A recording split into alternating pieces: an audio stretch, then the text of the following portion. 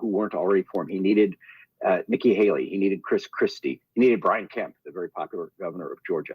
I could have helped him pick so many people better than his mini-me, Senator Vance. But he'll have a successful convention. He needs to blow this out now to about a 10-point lead. I'm skeptical because this country still doesn't want Donald Trump. They think Biden's too old, to be honest. They just do. But Trump's having all these breaks and all this luck, and he doesn't seem to be able to put this thing away. Well, what makes you say that? It's a dead heat. I mean, I've never seen a guy have a worse 3 weeks than Joe Biden.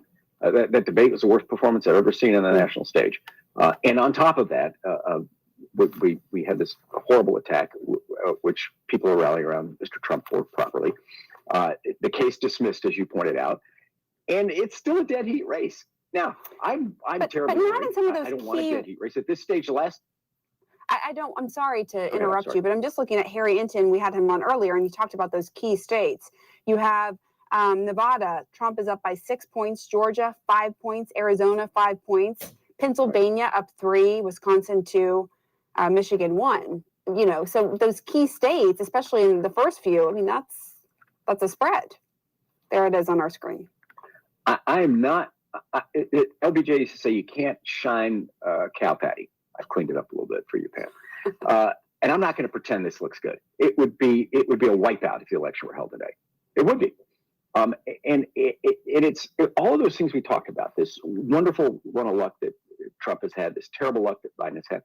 But the thing that's underpinning it all for Joe Biden is age. And you can't fight age. 86%, Pam, 86% in the ABC poll. 86% say he's too old. I literally looked it up. In 2018, there was a YouGov poll, and only 84% believe that the earth is round. So he's down to people who believe in a flat earth who think he's not too old. I mean, I'm not sugarcoating it, okay? I'm just saying if I were Republican, I would want to be 10 points ahead. Biden at this stage was 10 points ahead. At this stage, the last time they ran against each other. And now he's, 4 or 5 behind. And that's terrible. It's awful. It could be a wipeout. I think Adam Schiff, the senator, the candidate for Senate from California, had it right. That the Democrats all over the country are telling me they're worried that Biden is going to pull everybody down. So I'm not sugarcoating it. I'm just saying on the other side, if I worked for Trump, I'd be like, why haven't we put this away? Putting on different hats. But it's actually interesting what you said about, if it was held today, it would be a wipeout, because I have reporting with Dana Bash that there was this call between President Biden and some Democrats on Saturday. And one of my sources told me that he came as almost delusional when some of the Democratic lawmakers would bring up these polls in their states or just the overall polls, that basically he started off the call pointing to one poll that was in his favor. And then when he was challenged on that, or challenged about his age and vigor and the concerns that these constituents, he really pushed back hard. And it almost to the point where it was described to me as it really took some of these lawmakers back. Like, is he really in tune with the reality here? What do you say to that? The impression he's leaving on these lawmakers that he's in denial. I think that's right. Okay, he does know more about them than more than those politicians about NATO. He does know. I saw some of the quotes from that call. He yelled at Jason Crow, who is an Army Ranger and a hero, and won a Republican seat. And it's exactly the kind of person I want the Democratic Party around. Okay, he yelled at him and said, "I did this on NATO. I put together the AUK-U.S. Deal, and I put together the South Korean-Japanese rapprochement." And he did all that. He knows more about that. He doesn't know more about winning elections than politicians who win elections. I know he's been at this a long time, but every politician is an expert on how to win elections. And in their districts and in their states, they're trying to tell him he's in deep trouble. And because the issue is he's too old, they don't think it's curable. Father Time is undefeated. And that's the problem, is they believe that President Biden is seeking tactical solutions to an existential problem. It's interesting too, because on the flip side, I should note, I spoke to Senator Coons. I aired that interview on this show a little bit earlier. Mhm. And I asked him, do you think, first of all, are you able to get through to him on some of the concerns? Because there's all this reporting about how tight his circle is and how insulated he is. And second of all, are you conveying some of this bad news and the concerns that are happening and these bad polls? And he did say, yes, he's getting some tough input. And he said that he shared a text with him. One was a positive one. The other one was from someone who was 81 who said he can't do it. He needs to, hang up the spurs, an old Kentucky saying where I'm from. So I guess the question is, it is getting to him. Now, whether he's digesting that and accepting that is a different story, right? That's the thing. Confirmation bias is the most powerful drug. Okay, so if you want to stay in a race, and you get a poll, and some of the polls are hopeful, a little, you're going to embrace that. Then the next poll is bad. Say, well, I don't believe that. Or you have, by the way, the calls are coming from inside the House, Mr. President. The people who are calling for you to step aside, they're not Republicans. They're not even swing voters. They're the most loyal Biden Democrats. And I do worry that he's too insulated. As you know, I worked in the Clinton White House. The White House can be, President Clinton used to call it it's a crown jewel of the federal penal system, right? You can become isolated in there. But I will say this about Bill Clinton. He hated a yes man or a yes woman. He wanted to know what he was doing wrong. He used to quote Ben Franklin, "My critics are my best friends because they point out my flaws." And I do worry that the combination of confirmation bias, which we all suffer from, and the isolating capacity of the White House, and this group of aides who are so loyal that they're like family, it may be separating him from the hard truths he needs to hear. Paul Begala, always great to hear your insights. Thank you so much. That was a great conversation. Well, coming up, we have some new CNN reporting about the security failures that led to the assassination attempt on former President Donald Trump on Saturday. We're going to be right back with that. When we look back 100 years from now, we're going to say this is where everything changed. Hands in the sky. Hey, do it like us. We are talking about the revolution. Music could make a difference. The world fundamentally changed. Clinton undermined himself. America felt betrayed. 2010s have ushered in peak TV. We keep doing too much. Doing it, baby, it ain't no stopping. Keep your hands in the air, we keep it rocking. Every weekday morning, here are the 5 things you need to know to start your day. stream CNN's 5 Things with Kate Baldwin for the news you need. How about this for an earnings call headline? In 5 minutes or less. The battle for democracy. You learn something every day. And the stories you'll want to share. Oh my God. Lift off. It is awe-inspiring to see it when it happens. Bravo. We're in it together, guys. CNN's 5 Things with Kate Baldwin. Streaming weekdays on Max. Mom, how many should I decorate of each? Half red, half blue? Oof, that's a really tough call. Who are you? That's John King from CNN. Let's look at the data. Your county leaned red by 15 points in the last presidential election. However, looking at the latest polling, you're going to need a lot of those purple sprinkles. Wow, this guy really knows his stuff.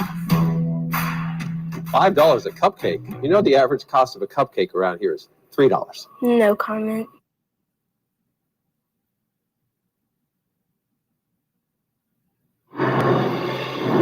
Well, Justin, President Joe Biden has tested positive for COVID-19, and now a campaign source tells CNN's Dana Bash the campaign will readjust, and the candidate will do as much as possible remotely. Also tonight, we're getting the first glimpse into what authorities have learned through searching the phone of the 20-year-old assailant who attempted assassinating former President Trump. The gunman who fired at former President Trump at a rally in Butler, Pennsylvania over the weekend had pictures of both President Biden and former President Trump on his device. He also looked up the dates of the Democratic National Convention and Trump events. Of note, crooks searched for information on major depression disorder and treatment, though officials have noted there was no indication of an official diagnosis. Joining us again tonight is John Miller, CNN's chief law enforcement and intelligence analyst. Does this new information provide any more clarity to you, John, into the gunman's motive? Well, it provides more information, but not much more clarity, Pam. This is the phone that was recovered when the police searched his body at the scene of the shooting. It was flown to the FBI's lab at Quantico, Virginia. It was brought to the Operational Technology Division, where they gave it to the Computer Analysis Response Team, and they went to a good deal of trouble to get into that phone through the passwords and blocks. But what they found was numerous pictures, and they've been through about 15,000 of them almost, of President Joe Biden, pictures of former President Donald Trump. But they also found a large collection of pictures, including pictures of guns, but also of Democratic leaders like Hakeem Jeffries, Republican leaders like Mike Johnson, rivals like Atlanta District Attorney Fani Willis, who was prosecuting former President Trump, and his lawyer Rudy Giuliani. Giuliani's picture was in there as well. So it was a large collection of pictures of coterie of politicians from both sides of the aisle, but absent of threatening language or messages. His searches, as Evan Perez reported when he broke this story, does show searches for Trump rallies, does show searches for the start dates and venues of the Democratic and Republican National Convention. So you had somebody who, at least since the spring, had been very focused on people and places. Interesting. So still no clarity as to why this gunman did this. And we're also learning. What's that? I'm sorry. It's just interesting that while there's no clarity about why he did it, he seemed to almost have an equal focus both on Democrats and Republicans, which in a strange way fits in with what somebody who was interviewed, a school friend of his, said, which is he really had a thing against politicians. Well, and you have to wonder too, I mean, you've covered enough of these, sadly, was he also just looking for notoriety? You know, there's reporting he was bullied and was kind of a loner. Was that a motivation? We don't know. It's speculation, but I think a lot of people right after the shooting were really quick to pounce on, oh, it's this one thing. It's rhetoric from this one side or that side, you know, whatever. But it seems like it's a little more complicated than maybe what people initially thought. Well, that's an interesting question. I've been told by some sources that among the things he looked at were stories about other active shooters or mass shootings. So what we don't see, though, and it may be yet to be found because there's still a laptop computer they have to go through, is that manifesto, is that note claiming responsibility, is that here's my story piece. And we may or may not see it depending on what the FBI finds as they continue their search through the electronics. So you have the investigation into him and the why, right? And then you have the separate investigation into the security lapses. And we're actually getting some new information today. We got this statement from the Butler Township Police, and it said that the police were tasked with, quote, traffic control for the president's motorcade. Then several officers broke free from their traffic intersections when a call for a suspicious person near the building went out. How big of a communication breakdown had to occur for him not to be stopped? To the layperson, they see that and they think, well, if they thought he was suspicious, why didn't they keep eyes on him at all times? How was he able to get on that roof and fire off shots? So he was in the security area where they had eyes on him because they saw him carrying that rangefinder. They thought that was suspicious. But then he left the secure area and went, out of the outer perimeter. So at that point, he, to some degree, went off their radar. But when people start pointing him out when they see him on the roof, those officers break away. They try to stop him. He points the gun at one of the officers as he's trying to climb up, who ends up letting go to avoid being shot and falls 8 feet down. After that, it's just a matter of seconds before he pops up with the gun. The Secret Service sniper teams see him after he fires that first shot, engage him and kill him. There'll be a lot of examination of what happened in those many minutes before and those few seconds during. And Pam, just to put a kind of a bow around that, the central question is going to be who owns this job? And we know the answer to that. The Secret Service director reiterated it today. It's the Secret Service, and that's where the buck stops. But there's still that location. The open question is, if the local law enforcement people had their sniper team inside, Did they own that building? Did they own the Mhm. perimeter around it? Did they have the people to post it? And, you know, one of the things the city manager who put that statement out told us today was, listen, there were only 7 cops from the town there, which is most of the department. It's not like we could have done a 360-degree perimeter around that large place. These are clearly things that needed to be discussed before this happened, though. Well, actually, on that note, John, so I spoke to the Butler County DA today, and he told me that what he was briefed on this because he was out of town during the weekend of the shooting, but he told me what he was briefed on was that it was actually communicated to the Secret Service that the police didn't have enough resources to protect that building. Again, we know that there were some inside the building, right? But it was apparently, according to the DA, communicated that they couldn't do the whole perimeter. I mean, that seems like a huge security lapse there, that wasn't addressed. Well, it clearly is. And there were other resources there that were in the possibility of taking on control of access to that building. The Pennsylvania State Police stationing additional Secret Service people there, even though it's outside their secure perimeter, it could have been identified as a specific vulnerability. When they get into the planning meetings and the books that they develop on all of these things and what discussions were had,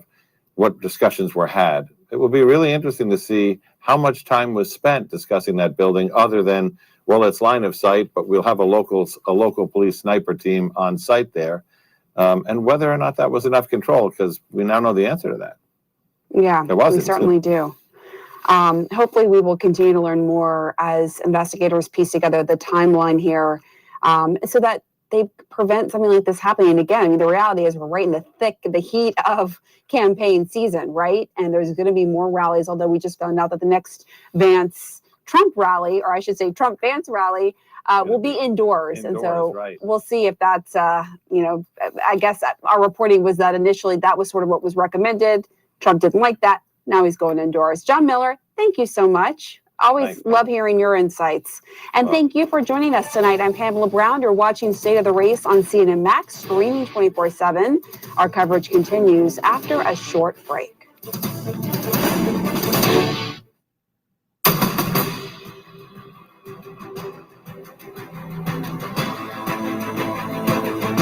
All of that in this news cycle that we are in, we now have breaking news on President Biden. He was just diagnosed with COVID, canceling an event in Nevada. He was 90 minutes late to a speech, feeling under the weather, tested, has COVID, and you see him here boarding Air Force One, heading home to Tobit to self-isolate as he's fighting calls within his party to bow out of the presidential race. So let's get an update right away from our senior White House correspondent, MJ Lee. And MJ, what more do you know?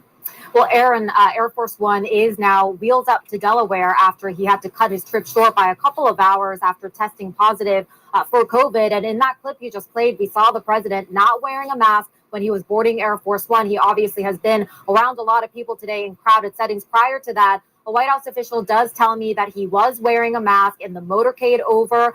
He is wearing a mask now on Air Force One. And now he heads to Rehoboth, where he is going to isolate and has already taken the first course of Paxlovid, according to his doctor, just in terms of what the next few days are going to look like as he essentially has to work from home. I am told by a White House official, look, he's done this before. He has had COVID before. His 2020 campaign came to a halt when the pandemic broke out. He did a lot of video calls back then, and we are expected to see a lot more of the same. But of course, the timing could not be worse, given how much emphasis there have been from the president himself on him getting out there to show everyone that he can do this. All right, MJ, thank you very much at the White House. And let's go to Caitlin Collins, who's live on the convention floor, where, of course, this is such a crucial night. Caitlin, for JD Vance.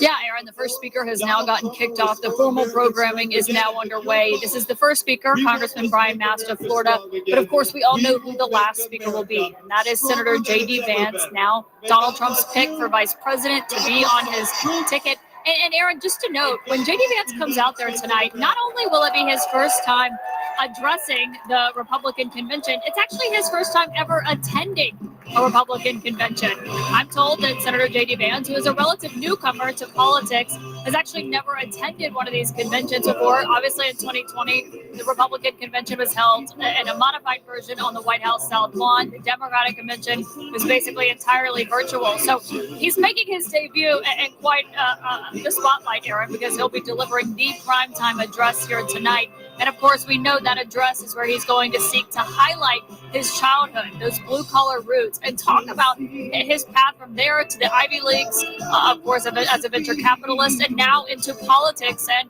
as he hopes, the White House. And so obviously, everyone's watching that closely. I will say one thing that we've seen Senator Vance leaning into over the last several days is this question of whether or not it will ultimately be President Biden and Vice President Harris on the Democratic ticket. Donald Trump himself has been watching that very closely, monitoring all those efforts that are happening back in Washington. Now with the news, of course, that the president has COVID, we'll see how that changes this dynamic. But all of those are aspects to keep an eye on as everyone's really getting an introduction to Senator Vance here on stage tonight. All right, Caitlin, thank you very much. On the convention floor, Kate, let me just ask you about something. Pam Brown just did an interview with Senator Chris Coons, of course, a very close ally of President Biden's, and has remained so throughout this. Yeah. Senator Coons tells Pam the president is, quote, well aware of the concerns that have been raised on these calls from moderate Democrats, that he's hearing them from governors, mayors, senators, House members. But he's saying, I'm confident he is well aware of the concerns that you've raised and that others have raised. Just interesting that this comes from Senator Coons. Yeah, well, look, Coons is very close to President Biden. I think he's clearly sending a signal. There's been a lot of question of, is President Biden getting, is he getting direct information? Is he hearing bad news? Are they presenting him a full picture? And so, this is obviously Senator Coons pushing back on that and saying, yes, he has all of the information. And I think it should be seen that way. I think there is this is a challenging moment for, it's a challenging moment for the Democratic Party, but this is a challenging moment because the argument that people who want to see Biden replaced on the ticket are making is basically the polling is awful and there isn't a path forward. Joe Biden has said many times that unless he can be shown a poll that says he cannot win in November, he won't step down. There's no poll that can do that. And so the certainty that's being, asserted by those who are trying to push him off the ticket, that's not an argument that's going to land with him. He's been very clear about that. All right, let's listen to Representative Nancy Mace from South Carolina. She is speaking right now on the convention floor. Let's listen in. My name is Nancy. Don't call me Pelosi, Mace. I'm a congresswoman representing the great state of South Carolina. At the age of 17, I learned that dropping out of high school might not have been the best idea. So I took my first job at a fine dining establishment some of you may know as the Waffle House. Denny's was a little too highbrow. While Waffle House was an important part of my journey, it would not be my destination. I soon went from making waffles to making history. 25 years ago, this high school dropout became the first woman to graduate from the Citadel, the Military College of South Carolina.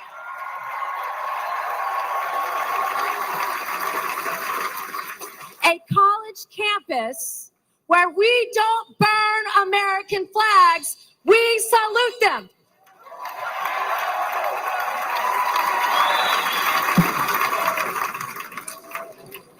I'm a single mom and a rape survivor.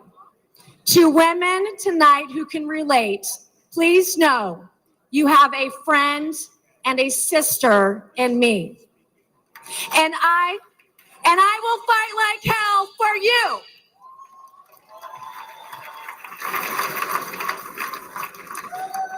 I'm the daughter of an Army brigadier general and a school teacher. I've admired my dad's Distinguished Service Cross from Vietnam. I've endured the rigors of a Citadel education. And today I represent a district that includes Paris Island, where we make Marines.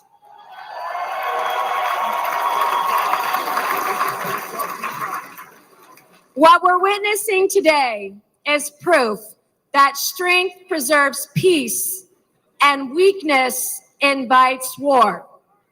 We can never project strength around the world when weakness stands in the White House.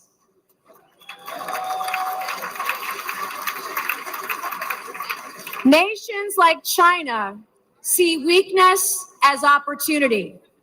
China's fentanyl invades our borders. Their arms supply Putin's regime. China supports enemy states like Iran. They oppress their own people, especially their women.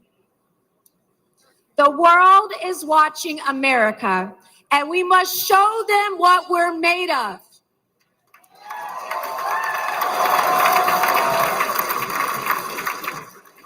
And I know a strong leader when I see one.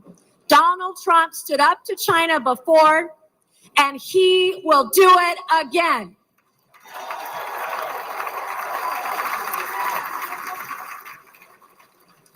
Anyone who thinks they can take on Donald Trump or take down America is now on notice. Just as Trump quickly rose to his feet with a defiant fist in the air in Butler Township, Pennsylvania, when we re-elect him as president in November, America will soon be back on hers. We will be courageous, we will be resilient, we will be united, and we will be prepared to take on the challenges of this historic moment. Thank you, God bless you, and God bless the United States of America, and God bless Donald J. Trump. Thank you. Ladies and gentlemen, please welcome Congressman Ronnie Jackson of Texas.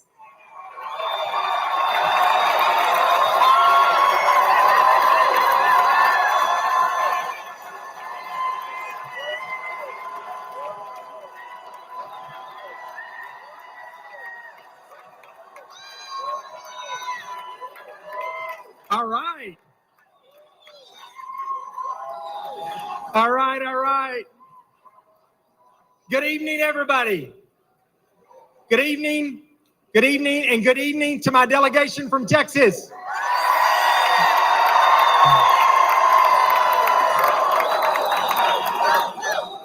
My name is Dr. Ronnie Jackson, and I'm the congressman from the 13th Congressional District of the great state of Texas.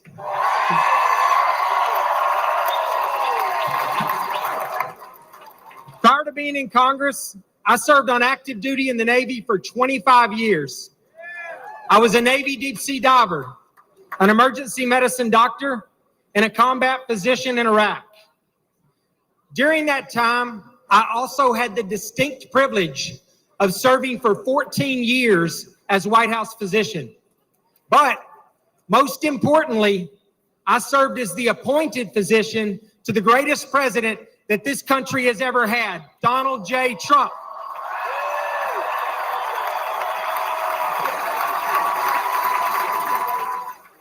And not only that, but now I can say I served a president who literally took a bullet for our country.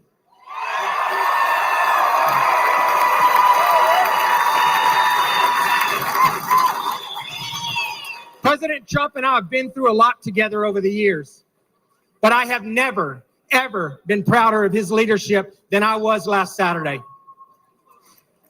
His warrior spirit and his display of will to keep fighting for our country, even after getting shot down, will go down as an all-time moment in American history.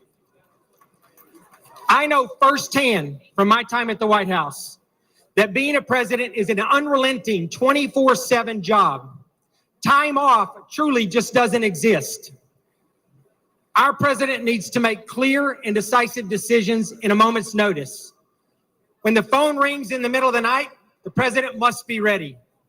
Unfortunately, our current president is not ready for that call. Let's not kid ourselves. Father Time has not been kind to Joe Biden. And China, Russia, Iran, and North Korea, they do not respect Biden's 10 a.m. to 4 p.m. schedule.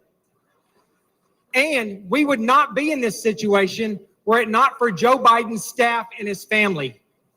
They should have compassion for him and prioritize his health and our country's security. But they have put their own interest above America's interest. Perhaps the greatest blame lies with his own Vice President, Kamala Harris. She has not been truthful with us. She has lied to us. She has put party above country, and she is as unfit in character as Joe Biden is in body and mind.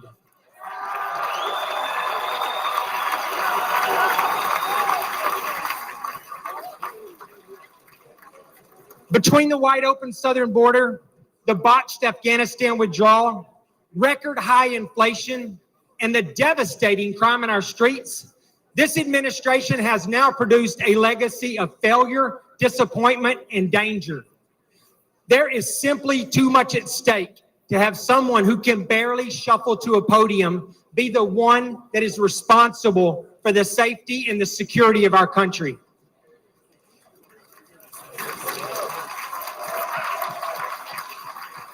Every second that Joe Biden remains in the White House, this country becomes less safe. However, under President Trump's leadership, we will restore our standing on the world stage. We will bring back our great economy we had. We will finally secure our southern border.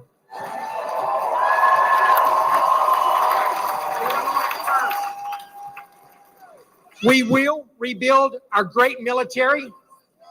We will clean up crime in our streets. And most importantly, we will have a president who is respected by our allies and who is feared by our enemies and who leads with strength.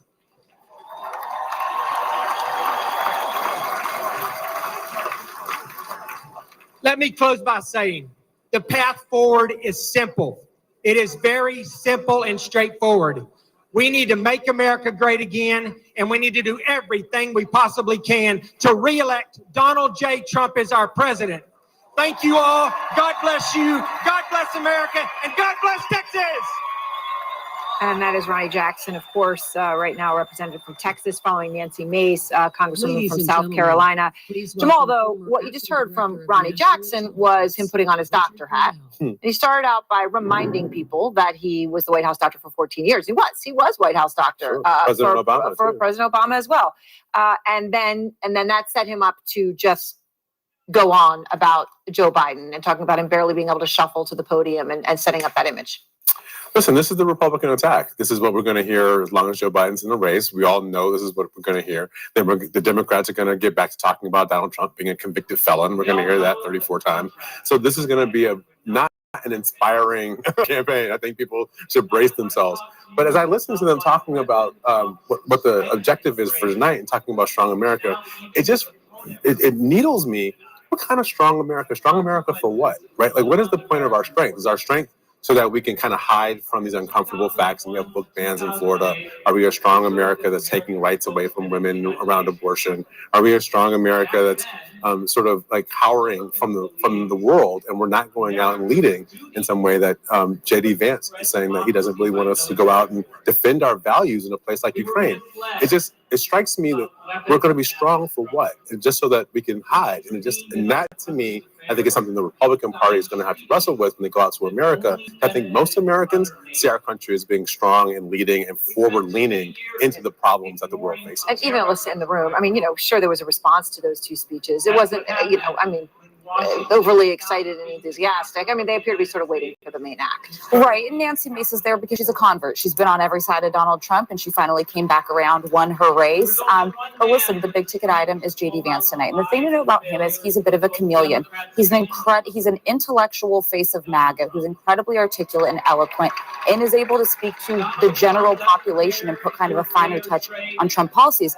But there's the side of him that praises Alex Jones, that goes on Steve Bannon's War Room, that's been on Tucker Carlson's show when it was on air, saying things that I think to most of the population would be offensive and way outside of the mainstream. I think you're going to see the first one show up tonight, but again, the oppo dumps are going to be huge. And Matt Gaetz is next. Yep. He'll be speaking in a minute or two. Another congressman. Who can contain their excitement?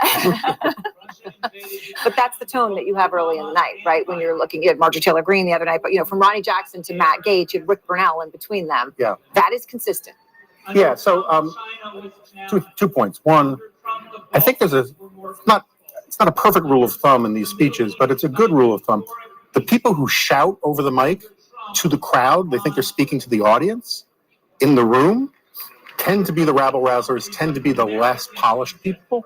The people who know that this is actually a televised thing and tone it down and speak in a conversational voice, relying on the technology of the microphone, are the pros. But the second thing, which I'm just going to get out because I've been waiting to make this point, the more interesting thing about these speeches isn't what you hear, but what you don't hear. I don't believe there's been a single major speech, maybe any speech at all, where anybody said that the 2020 election was stolen. They are not talking about it at all. And that has to be by design because Trump would like to hear it, but he's been convinced that that's a bad idea. And it would be interesting to ask some of these people, some of the politicians when they're on, how come none of you guys are talking about it? Was the election not stolen? Isn't that something you should be talking about? There's something that also stuck out to me from Nancy Mace's remarks, and I think it's important for the folks at home to know who maybe don't follow the ins and outs of Capitol Hill gossip and all that. She's kind of a caucus of one within the GOP caucus these days. She made some enemies of leadership by opposing Kevin McCarthy, but she, at one point in time, she's had perhaps a stranger journey to Trumpism than even somebody like a J.D. Vance. She's made some enemies of staff, too. Yes. So she's a controversial figure, but I bet she made a lot of people in that room very uncomfortable by saying, I'm a rape survivor. But she has had a very interesting voice in that she has always advocated for Republicans being better about how they talk to women. 2 years ago, after the Dobbs decision came down, she showed up at the Capitol one day with on her back taped a message that said, my state just voted to ban exceptions, protect contraception. That's not a message you might think you would expect to hear from a Republican. She has carved out this interesting niche of saying our party needs to be more moderate on these issues, which Trump is sympathetic to. Yes. But I think that's going to be, yes, and I think that is going to be a challenging uphill fight for them across the course of this campaign because the Democrats are going to do everything in their power to define Trump and the ticket. Here's Matt Gaetz, so let's listen in to the Republican congressman from Florida. Donald Trump is unstoppable. Elect him president again, and America will be unstoppable too. Meanwhile, Joe Biden's been out of it. Democrats have been hiding the real Biden for years. We saw people in the witness protection program more often than we saw unscripted Biden. Under Biden-Harris, America has fallen sicker, lonelier, and poorer. Under Trump, we prospered, we were richer, inflation was low, and there were two genders. Under Biden-Harris, inflation has gotten so bad you can no longer bribe Democrat senators with cash alone. You have to use gold bars just so the bribes hold value. Oh, the swamp draining will recommence soon, and I will be President Trump's strongest ally in Congress to pass term limits, to stop taxpayer funding for political campaigns, to ban members of Congress for life from becoming lobbyists, and for the same reason you don't let the referee bet on the game, ban members of Congress from trading individual stocks. I am proud to stand before you, the only Republican in Congress who takes no lobbyist money, no PAC money. It's not good for me. I work for you, not them. President Trump, he'll never defund our police, but he will defund foreign aid to countries that hate us. And President Trump understands that if it isn't racist to check ID for a hunting license or welfare benefits or a fishing license, then it is okay to demand an ID to vote everywhere in this country in every election that's held.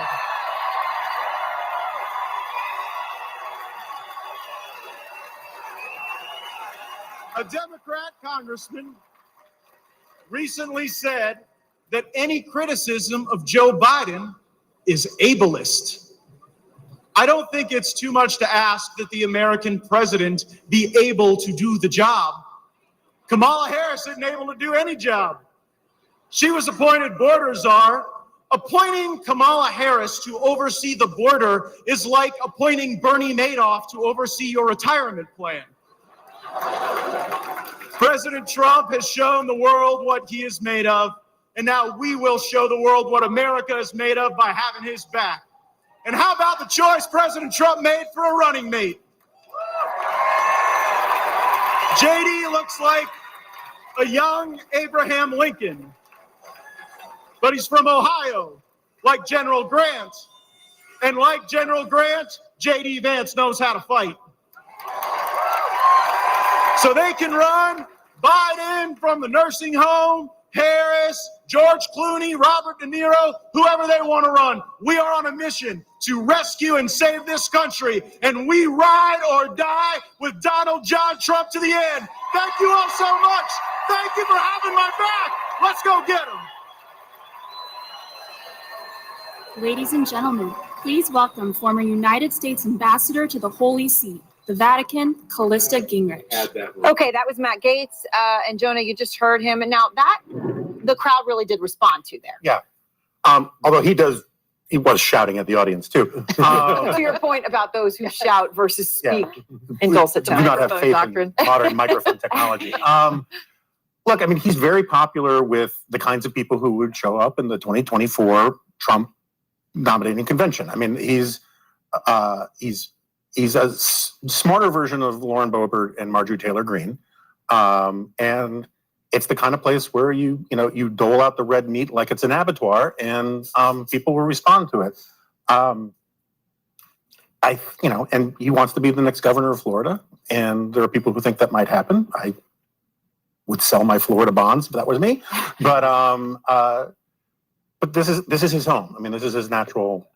Yeah. But his home is the the modern Republican Party, and the modern Republican Party loves Matt Gaetz, and I think that's something for everybody to be very sober about. It's not just that Matt Gaetz is getting it; these are the people who nominated Donald Trump for president. These are the people who are going to populate all these campaigns around the country and help pick other people who are running for office. This is the half of the party of the country that we're going to be contesting with as leadership. I'm not sure if I'm convinced of that. I mean, the MAGA wing of the Republican Party on the House side, what is that, 30 members at best? You're not talking about half of the Republican Party. Yes, the congressman does well with those voters. They do like him. He's savvy in some very unique ways. But in terms of having an overall impact on the messaging of the party in the House and legislation and the overall agenda, that's not going to happen, Aaron. The guy who tore the Republican Party apart on the Hill. I mean, he's the guy who took down McCarthy. Yeah. Well, but I don't know, an influential piece of the Republican Party. He destroyed their own caucus. Democrats did help. Still ahead, a former Trump advisor takes the convention stage just hours after getting out of federal prison. Stand by for that and much more from Milwaukee after a break.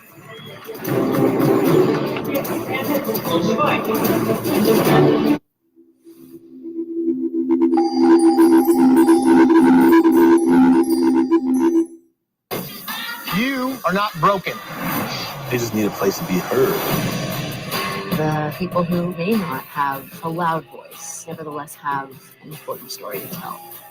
And there's a responsibility in telling their stories accurately. There is hope. Their trust in me means everything.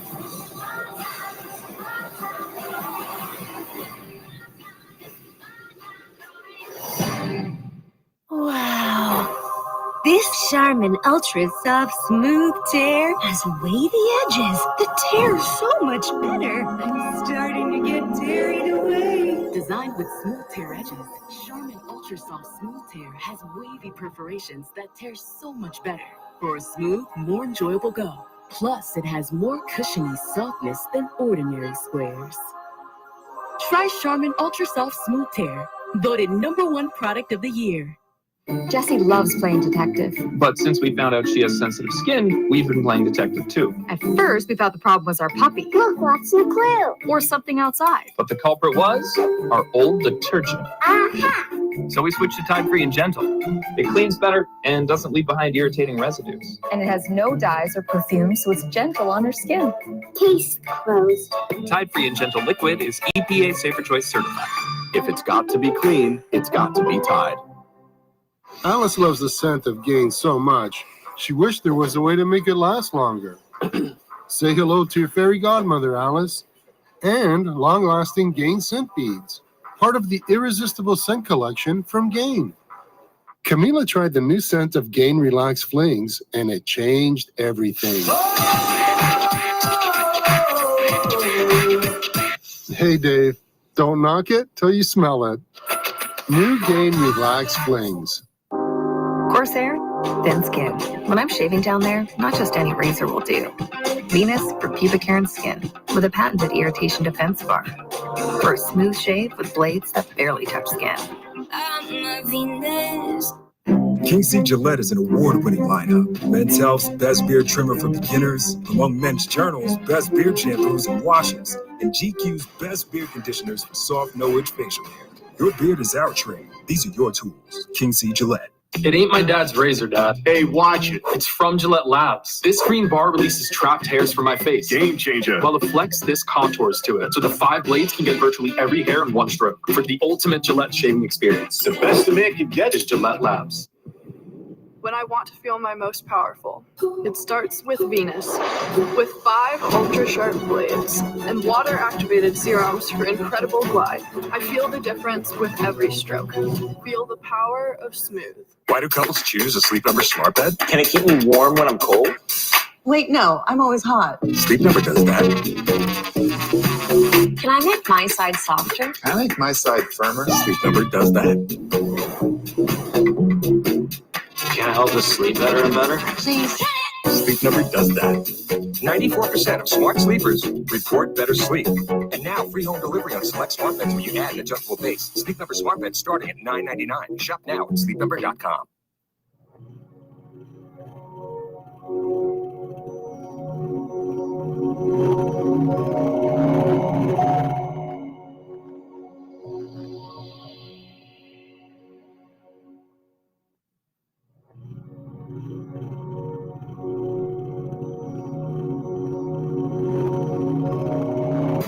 We're back here at the Republican National Convention in Milwaukee. We're getting more information, especially on some breaking news involving not the Republicans, but the Democrats. I want to go to CNN's Manu Raju right now.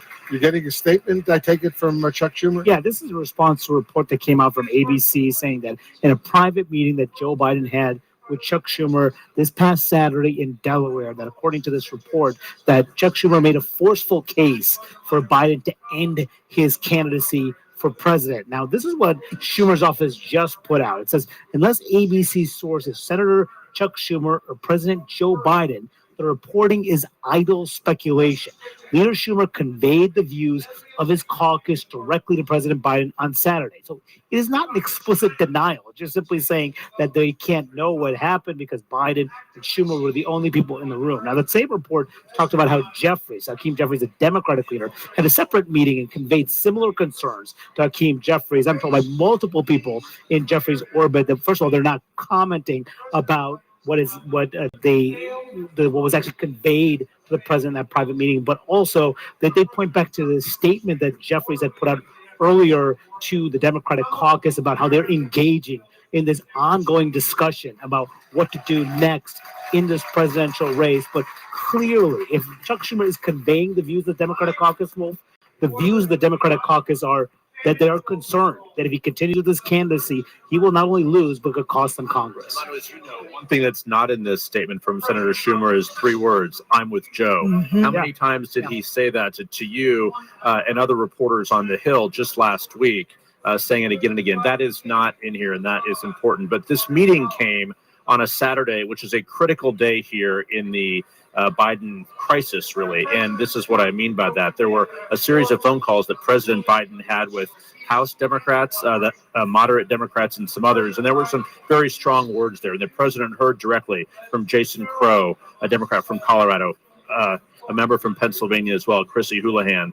And they were conveying to him, as our Dana Bash reported earlier today, that they fear that President Biden can't win. So this series of conversations in an afternoon is interesting. But even though we do not, this was a private meeting, Schumer and Biden, I'm told, in the room themselves for a reason, of course, no aides. But it does not say, I'm with Joe. So we will see when the Senate comes back into session next week for you to ask him again. It certainly feels like we are at a potential tipping point in this story about Joe Biden right now. Don't know if indeed he will decide to step away from his candidacy. Obviously, that decision rests with him. But we are at a new moment. This isn't anymore about how many members are coming out or drip, drip, drip. This is now about the cast of characters who are going to play a central role in bringing this to a resolution one way or the other. Learning about Chuck Schumer's conversation with Joe Biden. Hakeem Jeffries made clear, even though he wouldn't reveal the contents of the conversation, in his statement after the conversation, he made clear he reflected the views of many in his caucus directly to the president. We know what the views of many in his caucus are because Mano's been reporting it on an hourly basis. And Nancy Pelosi is another figure in this. We'll get to the Obamas and the Clintons because they may have a different role to play depending on what Joe Biden does here about trying to get the party unified moving forward. But we're no longer talking about Adam Schiff, which I understand is a key development today, or other members.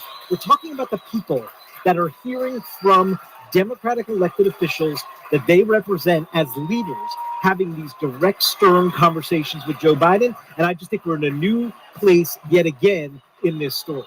Yeah, and Joe Biden hasn't been able to quiet these calls over the last 3 weeks. Some of these calls have come from donors, for instance, out in Hollywood, the kinds of people that are needed to fund an effective campaign.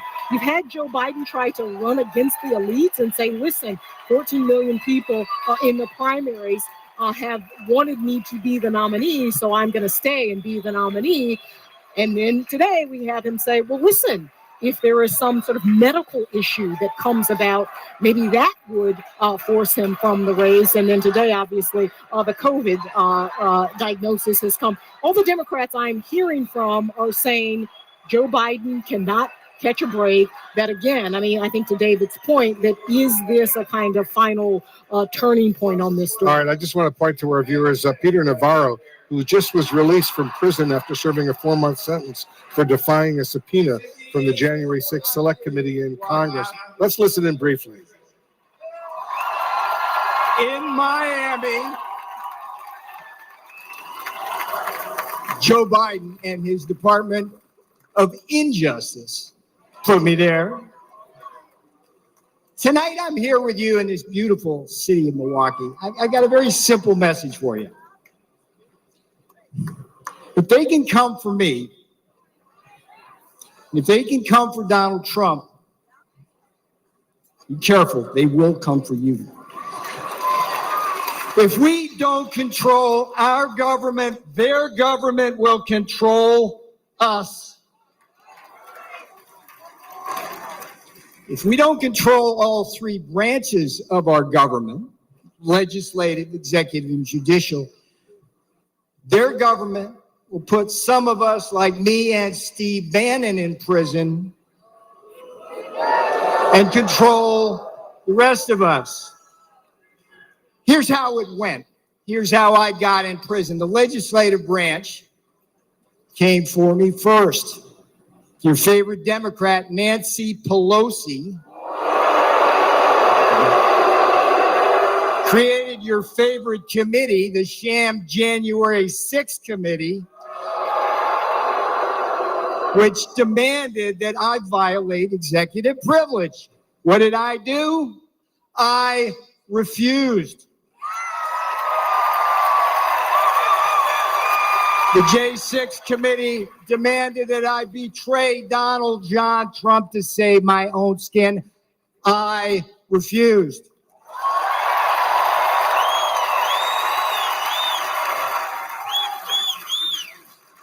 Here's the thing about the Constitution. They demanded that I break the law because they have no respect for it. I refused. And a Democrat majority in the House then voted to hold me in contempt. All right, what happened next? The next jackboot to drop was the executive branch.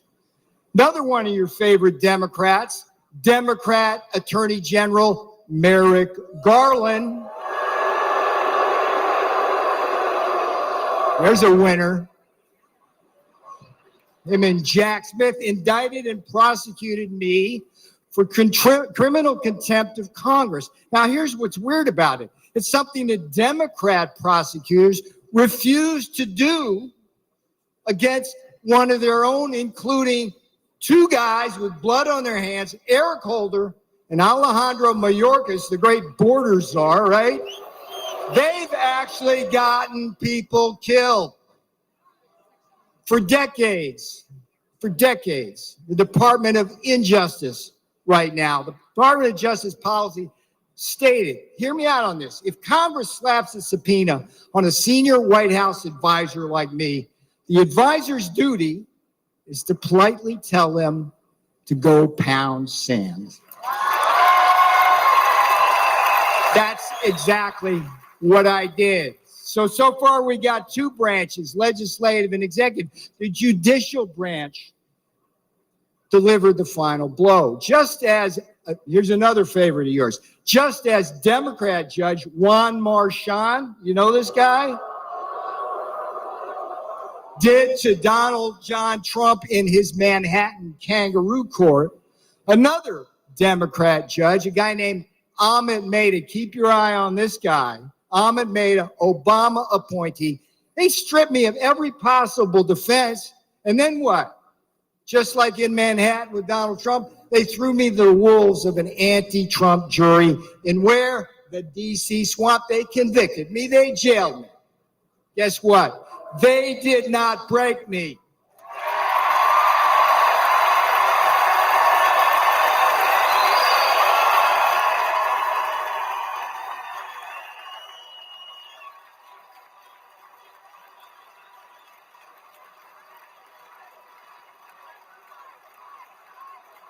And they will never break Donald Trump. They will never break Donald Trump. All right, now here's the most important thing I'm going to tell you. You may be thinking this couldn't happen to you. Make no mistake, they're already coming for you. Joe and Kamala, they threw out the woke blue carpet across the Rio Grande, opened our borders to what? Murderers and rapists. When Donald Trump said it, thank you for saying that. When Donald Trump said murderers, rapists in 2016, they go, oh, racist, whatever. We read the papers. It's murderers and rapists. Murderers and rapists, drug cartels, human traffickers, terrorists, Chinese spies, and a whole army of illiterate illegal aliens stealing the jobs of black, brown, and blue-collar Americans. They put them right on your front doorstep. Now, here's another thing Joe Biden did. You got to love this. The green new scam.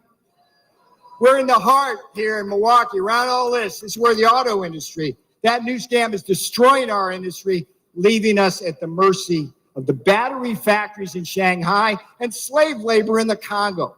Biden inflation. You're going to hear a lot of this because it's so friggin' true. Biden inflation is coming after what's left of your savings and eating your wages. And the Democrats, here's the thing. I'm sitting in prison thinking about this. It just eats at me as the Democrats come for your kids. They're indoctrinating them with poisonous attitudes on race and gender. And here's the thing, when politics fails, the investigations and prosecutions begin. They did it to me. They're going to do it to Trump. But hear me out. They've also done it to Catholics, pro-life activists, and parents who are just standing up for the kids at school board meetings. This is a tale of two Americas, and you know it wasn't this way when Donald Trump was president. I remember the days I was there. In Trump's America, you were safe and our borders were secure. In Trump's America, you were more prosperous, and you didn't have to choose between what? Food on the table, medicine in the cabinet, and a roof over your head. And in Trump's America, you didn't have to worry about being locked up for disagreeing with the government.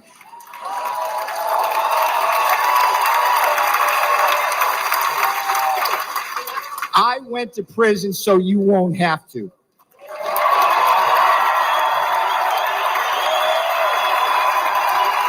I am your wake-up call.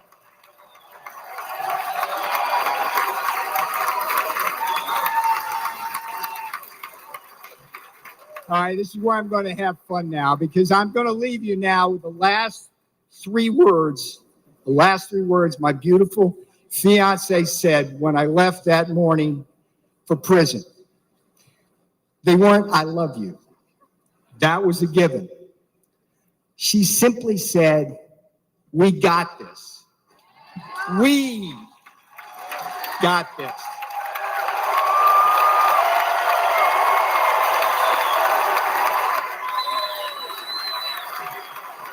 That's what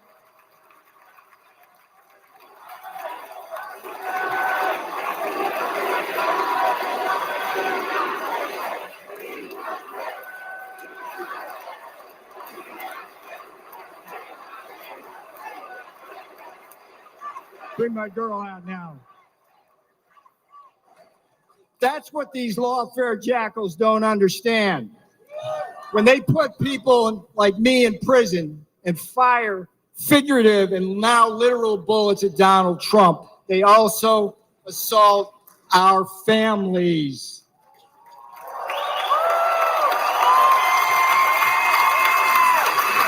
On Election Day, America will hold these lawfare jackals accountable. Now, here's the sweetest thing that's going to come off my lips. Vote Trump Vance. 24 for Trump 47.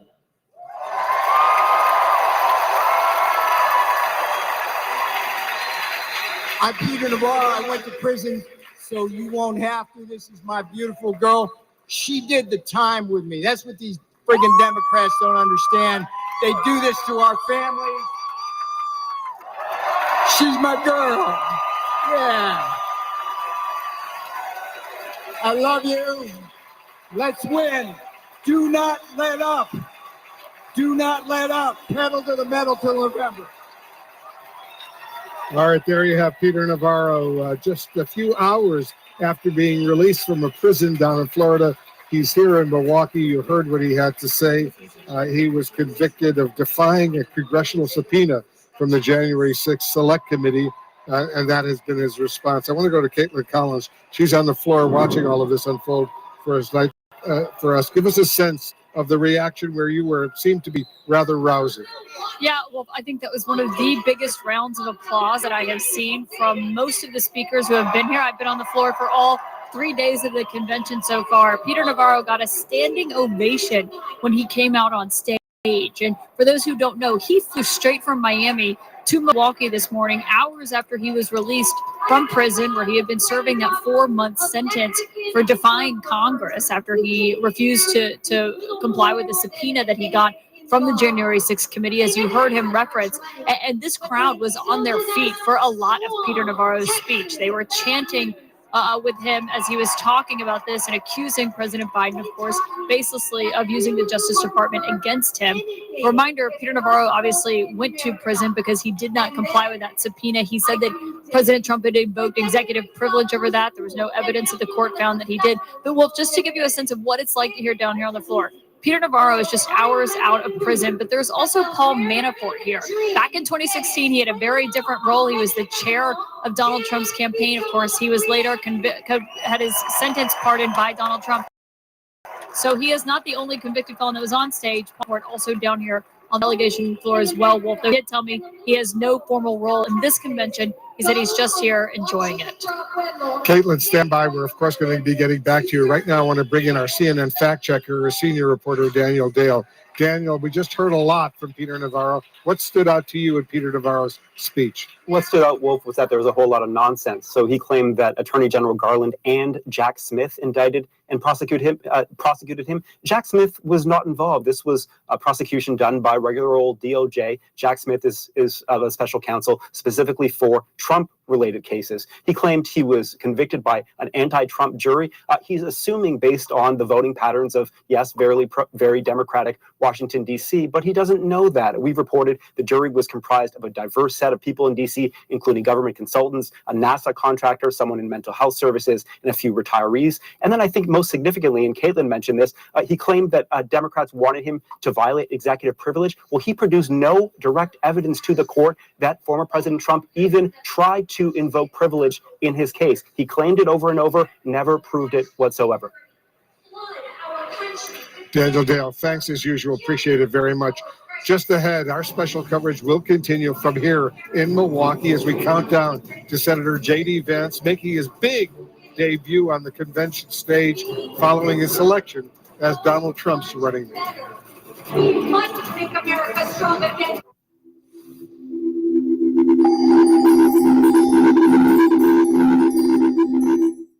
This is what you want. This is what you need. This is the path to true happiness. Oh man, I'm loving the sauce already. Delicious. It's a good day at the office for me. Nothing in the same.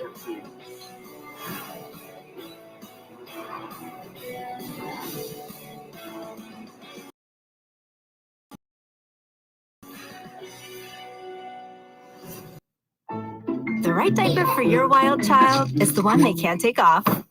Only Pampers Cruisers 360 has a stretchy waistband, so tiny hands can't take it off. For up to 100% leak-proof fits. Pampers Cruisers 360, the baby-proof diaper. Camila tried the new scent of Gain Relax Flings, and it changed everything.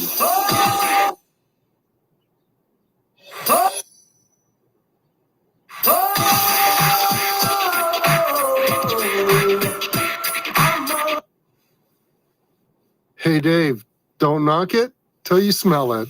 Try the luxurious new scent of Gain Relax Flings. Try new Gain Relax scent beads, too, for twice the vibes. Want to get the most out of one sheet? Grab Bounty. Bounty is made to be stronger and more absorbent. So while ordinary brands can't hold up, one sheet of Bounty keeps working even when wet.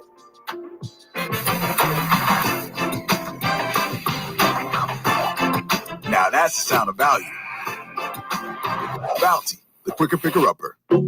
Here's Amy with the Flow forecast. Like the weather, your flow changes daily, and so should your Tampax size. Heavy downpours coming in, size up. But if it hurts to remove, size down. And only Tampax has 5 sizes for your changing flow. Pack your Tampax combo.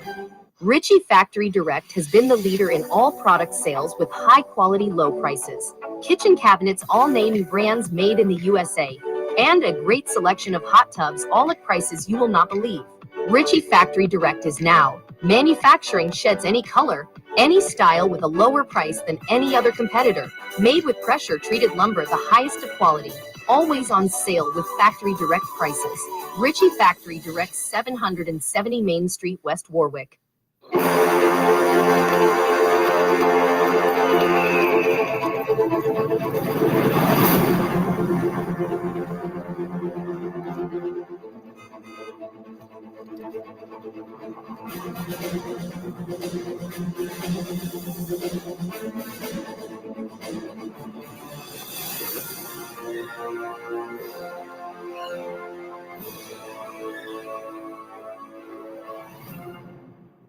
so excited. I'm finally here. Listen.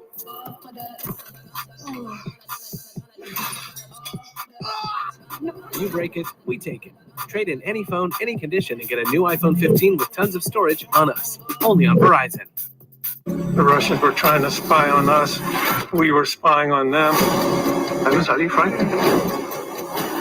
This is a war. A secret war. Secrets and Spies. A nuclear game. Now streaming on Max.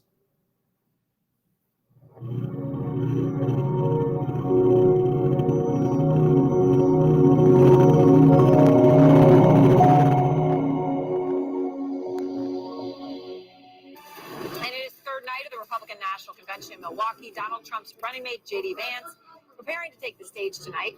The celebration, a stark contrast to what's happening in the Democratic Party right now. My panel with me. So, Kate, obviously, the president is diagnosed with COVID. He's on a plane right now heading from Las Vegas, where he was supposed to give a speech, to Rehoboth, where he is going to isolate.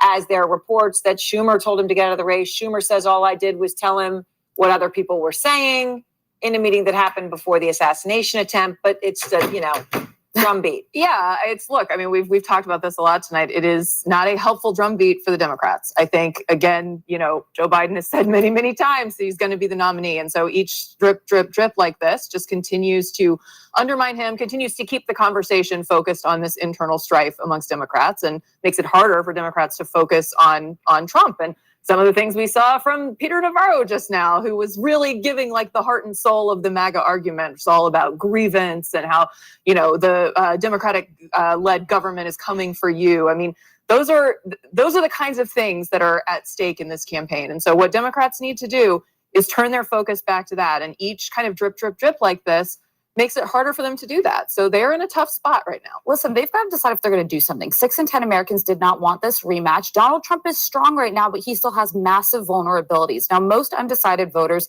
make up their mind in elections in the final 3 months of an election. There is a world in which Democrats could put forward a next generation candidate. By the way, the youth vote is up for grabs as well. They're so disillusioned with these two nearly octogenarian candidates. There's a world in which Dems could actually pull off a major win here by putting up a next generation of leadership. I don't see how it's But Alyssa, if you are a next generation Democrat, do you want to be anywhere near this? Look, I don't have some special portal to read the mind of Governor Gretchen Whitmer or Governor Josh Shapiro, but if I was them, I would be like, best of luck to everyone. I'm going to govern my state. I want nothing to do with it. I mean, look, Aaron, Republicans are energized, Democrats are demoralized. It's a great place to be Donald Trump. It is not a good place to be Joe Biden. I think a lot of Democrats right now are trying to figure out what's the best path forward. But Joe Biden is being arrogant. Joe Biden is being prideful. He doesn't want to leave. So what do you do in that scenario? Yeah, I think there's this old cliche that says, if you have the fire and the belly to be president, we should probably not let you be president because it's like a weird, statement on your character. It now feels like the problem with Biden is that he doesn't see it, right? And that the reason he should go is because he can't see the argument that he should go. I mean, I think it's unfair to say he doesn't see it. The truth is probably that you run for president until you're not running for president, right? And if he is not going to, we'll know the day he decides he's not going to. Right. And so we should just accept that. But there is still an anti-MAGA majority in the United States. Mm-hmm. I think we have to remember, and we've seen this in election after election since 2020, 2018, 2020, 2022, that most people in the country don't want the Trump MAGA agenda. And so Democrats are actually in a pretty positive position that if they can make that case compellingly, they can win elections all over the country, but they got to do it. And we got to stop talking about the problem is you guys aren't making a case on any significant issue. That's the issue for Democrats. Well, that's a separate issue than who's at the top of your ticket, which wouldn't address any of that at all, right? Guy who got 14 million votes. All right, there's much more ahead as a Republican who was on Donald Trump's VP shortlist addresses the convention. The North Dakota Governor Doug Burgum speaks shortly. Later, the man who beat out Burgum to be Trump's running mate. Of course, tonight we will hear from Senator J.D. Vance, and we're carrying it all here live on CNN.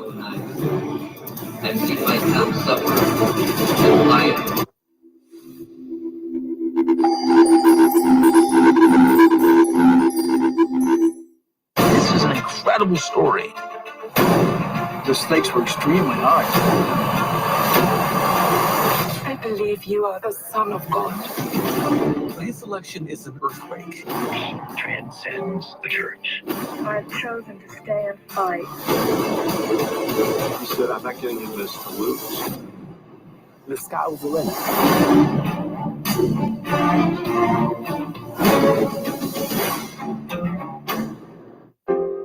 If you're living with HIV, imagine being good to go without daily HIV pills. Good to go, unscripted. Good to go, on a whim. With Cabenuva, there's no pausing for daily HIV pills. For adults who are undetectable, Cabenuva is the only complete, long-acting HIV treatment you can get every other month. It's 2 injections from a healthcare provider just 6 times a year. Don't receive Cabenuva if you're allergic to its ingredients or if you're taking certain medicines which may interact with Cabenuva. Serious side effects include allergic reactions, post-injection reactions, liver problems, and depression. If you have a rash and other allergic reaction symptoms, stop Cabenuva and get medical help right away. Tell your doctor if you have liver or kidney problems, mental health concerns, and if you are pregnant, breastfeeding, or considering pregnancy. Some of the most common side effects include injection site reactions, fever, and tiredness. With Cabenuva, you're good to go. Ask your doctor about switching. Nothing dims my light like a migraine. With Nurtec ODT, I found relief. The only migraine medication that helps treat and prevent all in one. To those with migraine, I see you. For the acute treatment of migraine with or without aura and the preventive treatment of episodic migraine in adults. Don't take if allergic to Nurtec ODT. Allergic reactions can occur even days after using. Most common side effects were nausea. Talk to a healthcare provider about Nurtec ODT from Pfizer. I have type 2 diabetes, but I manage it well. It's a little pill with a big story to tell. I take once daily Jardians. At each day's start, as time went on, it was easy to see. I'm lowering my A1C. Jardians works 24/7 in your body to flush out some sugar. And for adults with type 2 diabetes and known heart disease, Jardians can lower the risk of cardiovascular death too. Serious side effects may include ketoacidosis that may be fatal, dehydration that can lead to sudden worsening of kidney function, and genital yeast or urinary tract infections. A rare life-threatening bacterial infection in the skin of the perineum could occur. Stop Jardians and call your doctor right away if you have symptoms of this infection, ketoacidosis, or an allergic reaction. You may have increased risk for lower limb loss. Call your doctor right away if you have symptoms of infection in your legs or feet. Taking Jardians with a sulfonylurea or insulin may cause low blood sugar. Jardians is really swell, a little pill with a big story to tell. Dad is a legend, and his legendary moves might be passed down to you. Get Ancestry DNA and see which traits were inherited, where they came from, and who you share them with. Discover what makes you legendary with Ancestry DNA. War is coming.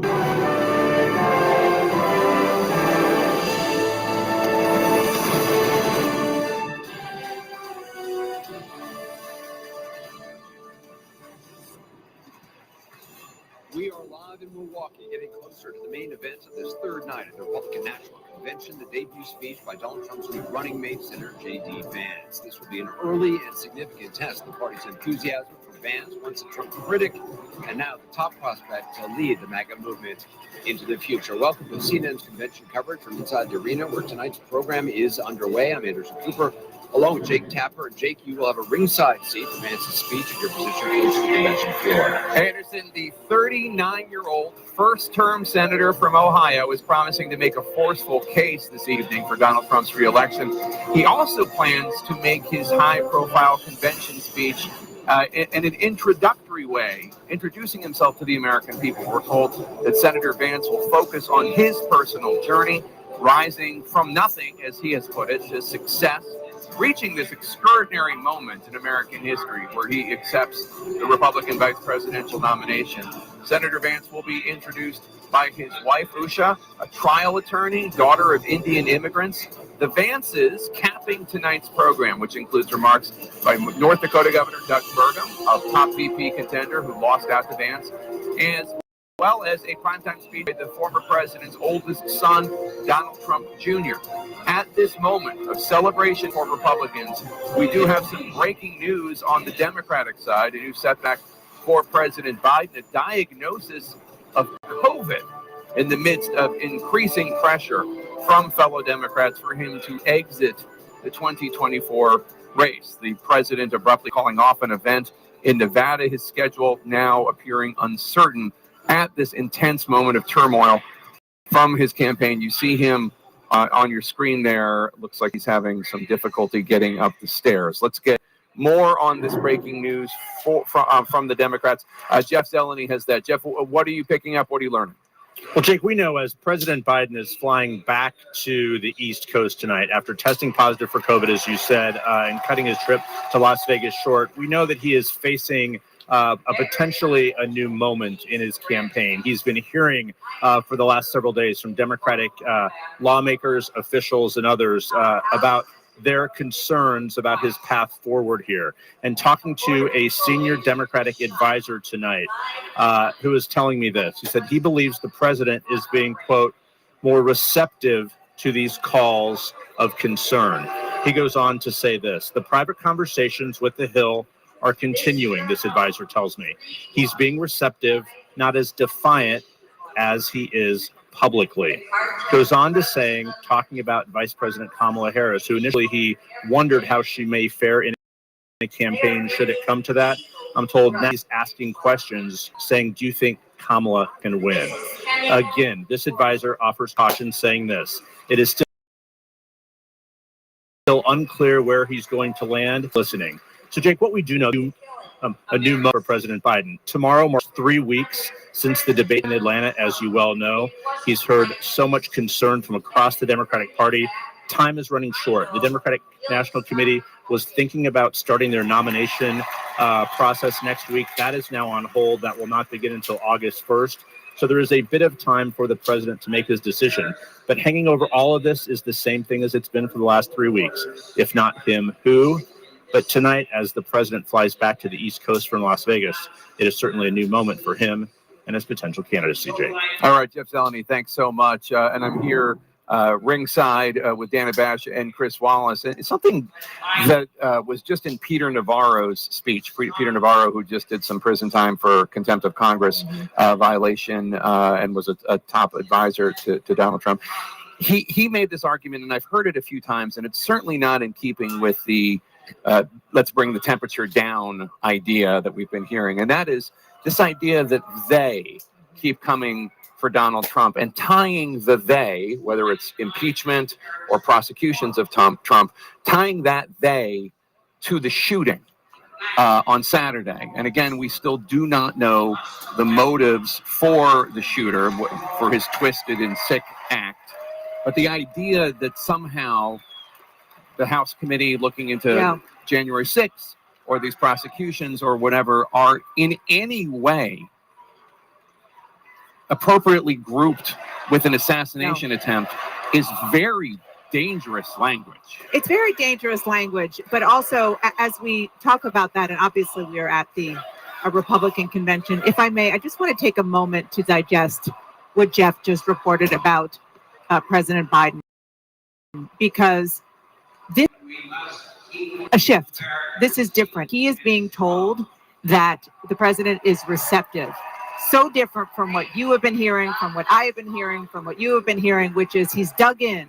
He doesn't want to listen. Our reporting about the fact that he's been having very combative conversations with House Democrats who are desperate for him to listen to their concerns and their fear that it's not just him who could lose, but the House and the Senate as well.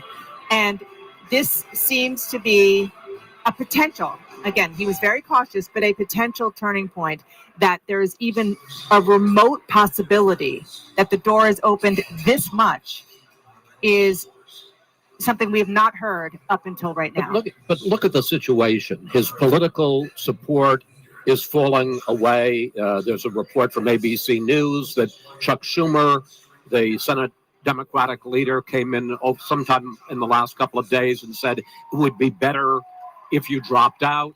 We're told that the financial support is dropping away, that big donors across the country have basically said we're not putting any more money into the Biden campaign with the situation that it is. And then on top of everything else, with all the concerns about his mental acuity, to now have COVID. And I must say, it was, the metaphor wrote itself, the caption wrote itself as you saw him like a very old, weak man struggling to get up the stairs to Air Force One. If he isn't rethinking it, you'd have to say he's out of touch with reality. Not saying he's going to drop out. We don't know that. But there's an awful lot that is piling up, one, blow after another, that you would think have him and his inner circle rethinking the viability of this campaign. Yeah. And the governor of Texas, Greg Abbott, is speaking right now. Let me throw it back to Anderson. Anderson? Jake, thanks very much. Here with the team. David Axelrod, this report, Jeff Zeleny reporting. Do you believe that this is some sort of a shift? This idea that the president has been asking, do you think Kamala Harris could win? I think that is a question that he has asked, but at this point, it's a question really about him and whether he has any chance in this race. And something has happened, Anderson, in the last several weeks between the debate, the events of Saturday and the assassination attempt, and the way former President Trump reacted to it with the iconic photo. It's crystallized something that has sent the numbers spiraling to the degree they can in a very polarized country. So, look, there are three things that you look at. One is polling, and the polling is getting worse. The battleground, which is getting larger. There were 6 or perhaps 7 battleground states to start. Now you have 11 or 12. And then money. Do you have the resources to compete? And that money has dried up. And now donors are not talking about how do we shore up the president. They're talking about how do we shore up the House? How do we shore up the Senate? And that's where they're shifting their resources. This is inexorable. And I don't say this with any pleasure at all, because I worked with Joe Biden. He served this country well for most of his life. And this is not the coda that he wants on his career. And I think that's what people are telling him, that he can help improve the chances of winning a race that he says is existential, but the way he has to do it is to exit. And there will be a discussion about whether it's the vice president or not. She certainly is the likely candidate, maybe not the certain candidate, but what is certain is he is not in a position to win this race any longer. He has not helped himself at all with these interviews that he's done recently. That's one thing that I'm getting the sense of from talking to people. His comments have reinforced the idea that he is not connected to what's happening in the battlegrounds, not just at the presidential level, but as Axelrod was talking about, further down ballot. The people that I'm hearing from still believe that the Democrats could go into August with an undecided convention. I don't want to use the word contested, but the question is, will they go in with a clear nominee? Many people that I'm speaking with believe at this moment that they likely will not. John King, what are you hearing? To David's point, the White House, the president in his interviews, and the top Biden aides in their conversations back to the Democrats who say, please convince him to get out of the race, has been stopped. The president's not going to do that. They were hoping that would stop it. If the president's public comments, it has not stopped it. Some of the same senior Democrats are calling back again and again and again. To David's point, the data is getting progressively worse, and it's all being sent to the White House. We have zero indication the president is ready to say, okay, let's talk about this. But people who are in touch with his inner circle say the conversations with them in the last 24 hours or so are a little bit different. That they're not as defiant. They're not getting told, shut up. They're not getting told, go away. They're not getting told, you're the problem by asking us to do this. Now, does that mean the president's getting the message? We don't know that. We do know, I mean, it's sad the president of the United States has COVID, but we now know he's off the road. He's going to be back in Delaware. His wife is going there as well. So if there are going to be these conversations and people are going to try to break through with him in the place he's most comfortable, home in Delaware would be the place to do it. There is something going on to Anderson with Nancy Pelosi, the former House Speaker, who is someone who has had a long relationship with Joe Biden. What Adam Schiff did this morning when he came out and made this call is being widely interpreted by everyone. The president should. Adam Schiff said that the president should step aside, and that's being widely interpreted as a signal for where Nancy Pelosi is in this. And she is someone who has credibility with him that perhaps others don't. She is the same age as he is. He respects her. Her political instincts are second to none.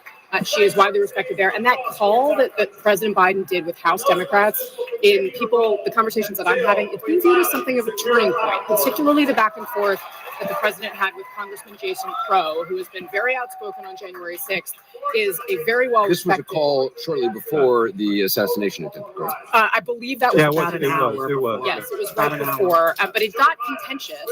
And Crow is not known as someone who would take that kind of a position. He's very well respected in the House. And for the president to kind of have that demeanor, I think sent a real message to House Democrats. In all these conversations, to Casey's point, Adam Schiff is significant, senior Democrat in California, probably the next senator from California, so close to Pelosi, wouldn't do it without checking with her. What people are saying is they're just hoping the White House gets the message. If not, everyone's talking about next week. There'll be polling a few days after this convention. Everyone expects it'll be even worse for the president. Plus, there's the private internal polling. Everyone says, we hope the president makes his decision. Otherwise, look for early next week to be a tipping point. Yeah. Look, there are a lot of people who want Biden to stay in. I want to just keep pointing out there's still grassroots love for Joe Biden. Everybody doesn't agree. But today is a terrible day. If you pull back and look at this thing, strength versus weakness, a bullet couldn't stop Trump. A virus just stopped Biden. You've got the nominees of this party getting their butts kissed. Biden's getting his butt kicked by his own party. The Democrats are coming apart. The Republicans are coming together. That's what's happening. And at some point, this party has to look at the reality of that. And let me just say on Pelosi, Nancy Pelosi, first and foremost, no one understands or feels more strongly about the threat that Trumpism represents than Nancy Pelosi. She faced it down as Speaker. And Nancy Pelosi is someone who first and foremost says, how do we win? How do we win? How are we going to win? I'll tell you And right so now. I think that's the message that she is driving her. And I'm sure it's the message that she brought to the president. Anderson, I would just say last night I saw John at the wall. The number was 330 for Trump. If that number is 330, every one of those potential U.S. senators, the Electoral College, every one of those potential U.S. senators you saw come up there last night will be U.S. senators. And so I think that is what the reality is saying again, that pathway, that polling that came out that showed those states getting bigger and bigger, and their chances of holding the House and holding the Senate are just slipping away rapidly. And it's like falling down a slippery slope. If you can't get a foothold quickly, you're off the cliff. Yeah, it's Joe Biden's had the worst 3 weeks in presidential campaign history from the debate to today, and Donald Trump's probably had the best 3 weeks. These two things coinciding are freaking out. By the way, it's insane that the best 3 weeks includes an attempted assassination. I mean, the way this has all come down against Joe Biden. I mean, once again today, we're going on the air tonight saying we're praying for Joe Biden. I mean, the best thing you can say about him right now, he's having good days and bad days, and there's more bad days than good days. It's not sustainable. Can I make one point? You gotta go. I think we ought to recognize that Donald Trump is unbeatable in this room. He is a colossus astride this arena. Outside in the real world, he's still underwater in his polling. He's not a popular figure. And if there is a change of candidates, this race changes. There's a reason the Trump people haven't run any debate ads against him. Tony Fabrizio, his pollster, was at an event I moderated today, and he acknowledged, we're not trying to push Biden out of this race. And there's a reason for that. Do you If the think, race do you changes, think Harris changes the race? I do. Trump I do, has but you people may not. still People have- think We will Harris test the changes proposition, Yeah. Scott. But Absolutely I she think does. people are looking for a change at the top of this ticket, and I think she would represent it. The conversation, to David's point, among Democrats, whether it's Harris or someone else, is definitely lose with Biden or take a chance. Yeah, but John, They the wanna four take the people we chance. showed on that poll yesterday, right? Kamala Harris was not in any of those. Well, she wasn't in those four. It was But Mark she- Kelly. It was Mark Kelly, No, Josh Shapiro, That's Wes Moore. But she and- is and still, I but can't she is remember, still but it wasn't Kamala. the view of it is still that she is still best positioned from a campaign finance position, from a Democratic coalition position. Look, it is a real thing what will happen in the Democratic Party if it is not given serious consideration that the first Black female vice president is the presumptive nominee if Biden steps aside. That is a real thing. But also, I think They can't do it. Kamala Harris is also the strongest person who is already established on the best issue for Democrats in this cycle, which is the issue of reproductive rights. Take a quick break. Just ahead, more speeches from the convention floor here in Milwaukee. We'll hear from North Dakota Governor Doug Burgum, who was once a top contender to be Donald Trump's running mate. Our economy into our future.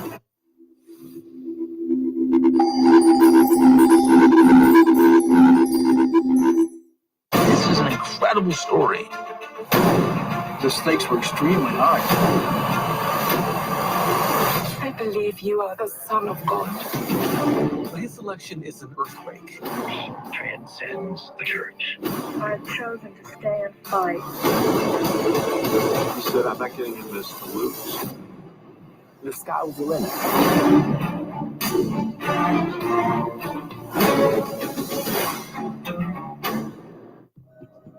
You cracked the case. And all the while, you were soaking in the bath. Audible. There's more to imagine when you listen. Thousands of women with metastatic breast cancer are living in the moment and taking Ibrance. Ibrance with an aromatase inhibitor is for adults with HR-positive, HER2-negative metastatic breast cancer as the first hormonal-based therapy. Ibrance plus letrozole significantly delayed disease progression versus letrozole. Ibrance may cause low white blood cell counts that may lead to serious infections. Ibrance may cause severe inflammation of the lungs. Both of these can lead to death. Tell your doctor if you have new or worsening chest pain, cough, or trouble breathing. Before taking Ibrance, tell your doctor if you have fever, chills, or other signs of infection, liver or kidney problems, are or plan to become pregnant, or are breastfeeding. For more information about side effects, talk to your doctor. Be in your moment. Ask your doctor about Ibrance, a Pfizer product. Why do couples choose a Sleep Number smart bed? Can it keep me warm when I'm cold? Wait, no, I'm always hot. Sleep Number does that. Can I make my side softer? I make my side firmer. Sleep Number does that. Can it help us sleep better and better? Please. Sleep Number does that. 94% of smart sleepers report better sleep. And now free home delivery on select smart beds when you add an adjustable base. Sleep Number smart beds starting at $9.99. Shop now at sleepnumber.com. Nothing dims my light like a migraine. With Nurtec ODT, I found relief. The only migraine medication that helps treat and prevent all in one. To those with migraine, I see you. For the acute treatment of migraine with or without aura and the preventive treatment of episodic migraine in adults. Don't take if allergic to Nurtec ODT. Allergic reactions can occur even days after using. Most common side effects are nausea, indigestion, stomach pain. It's time we all shine. Talk to a healthcare provider about Nurtec ODT from Pfizer. Sometimes it takes a different approach to see the difference you can make around you.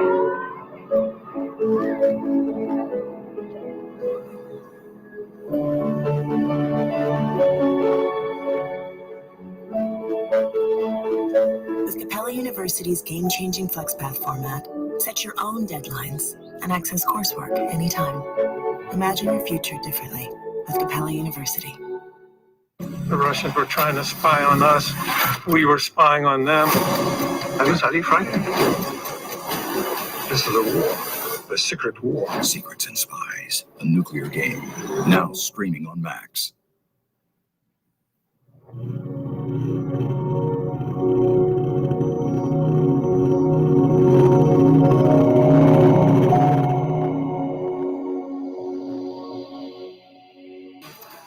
get back to our coverage of the Republican National Convention here in Milwaukee. We are awaiting remarks from a man who was once on Donald Trump's vice presidential shortlist, Governor Doug Burgum of North Dakota, the man who was ultimately picked, of course, is J.D. Vance. Let's listen right now into the mayor of East Palestine, Ohio, where there was that horrific train wreck. Let's listen in. The proud mayor of East Palestine, Ohio.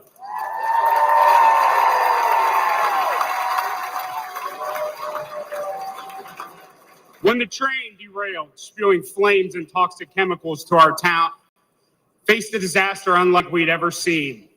And in the chaos, we witnessed a clear contrast between leadership and incompetence. Our first responders didn't hesitate. They raced to the scene, they battled the flames, and evacuated our citizens. And for that, I want to thank every one of them tonight.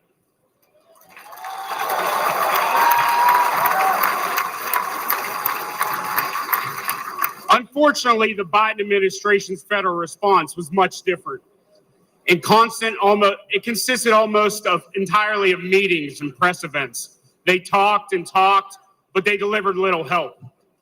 Then there was the clear difference between former President Trump and President Biden. For the longest time, the White House was silent, and we never heard a word from Vice President Harris. I guess we weren't their type of folks. No Hollywood elites or Wall Street billionaires live in East Palestine, just hardworking Americans.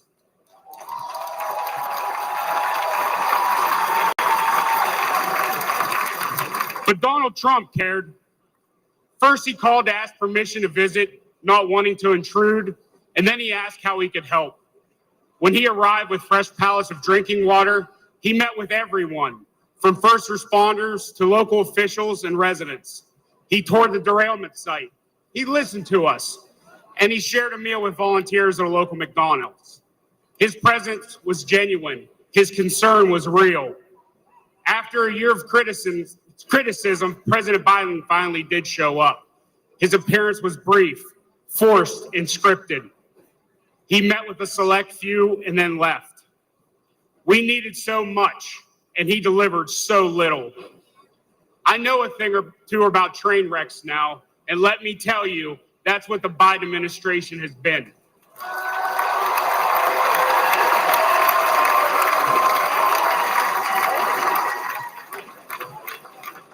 Before President Biden derails our entire nation, we need to act. We need a leader who values small town communities as much as big cities. We need a president who loves all Americans.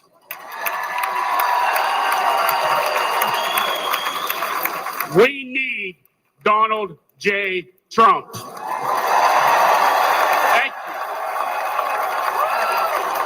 you. Ladies and gentlemen, please welcome the Governor of North Dakota, Doug Burgum.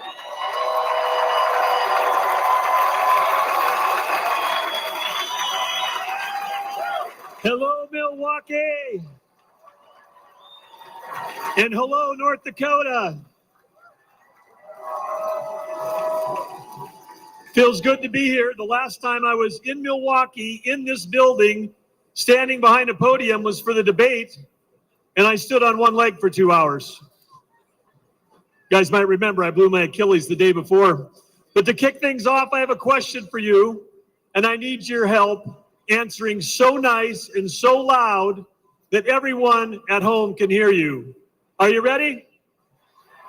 Who will make America energy dominant? Again, who will make America energy dominant?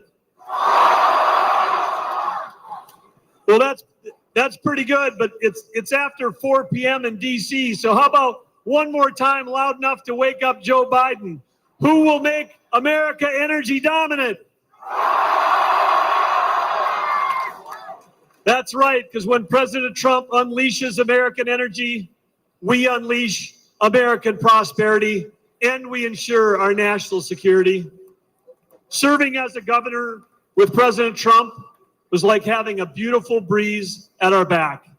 He cut taxes and he cut red tape. Serving as a governor under Joe Biden has been like a gale force wind in our face. Biden's war on energy hurts every American because the cost of energy is in everything we use or touch every day. Biden's red tape has raised the price of the gas in your car, the cost of food on your table, the clothes on your back, and it's even raised your rent. Biden's green agenda, China, Russia, and Iran. Let's look at Biden's EV mandates. Where do nearly all the batteries and rare earth minerals come from? China, you know. And the day that Biden halted permits for clean U.S. natural gas export facilities, just think about the party they must have thrown that night at the Kremlin. Because Biden's policies are making Russia and Iran filthy rich. And they're using that money to fund wars and terrorism against our allies. At home, Biden is acting like a dictator. He's using mandates to shut down reliable baseload electricity. That's why your electric bills have soared upwards as our nation's electric grid reliability spirals downward. 4 more years of Joe will usher an era of Biden brownouts and blackouts. Imagine no electricity for your fridge, your lights, or air conditioning. President Trump will ensure that there is power for you, and importantly, have the power as the United States to beat China in the AI arms race.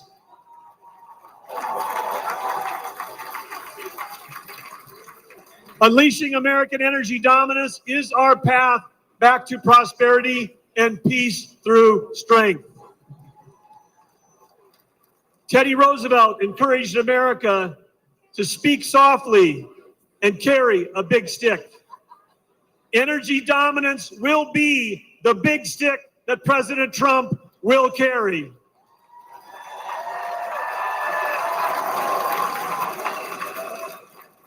Yes, President Trump will make sure that America is selling energy to our allies versus buying it from our adversaries.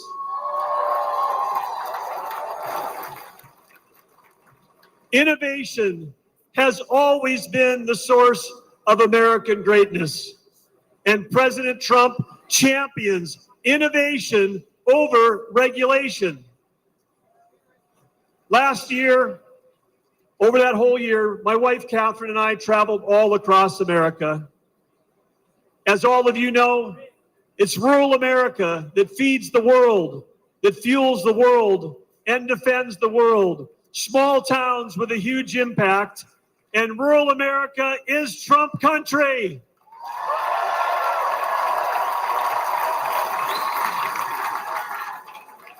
In North Dakota, we know one thing for sure because we've seen him do it, and that's that the hardest working president in American history is Donald J. Trump.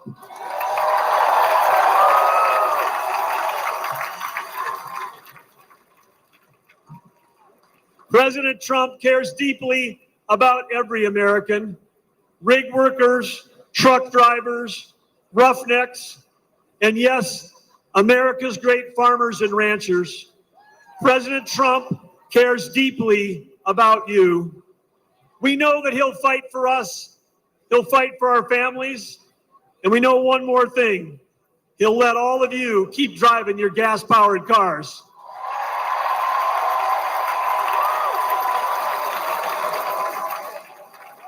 When President Trump unleashes energy dominance, he will make America affordable again.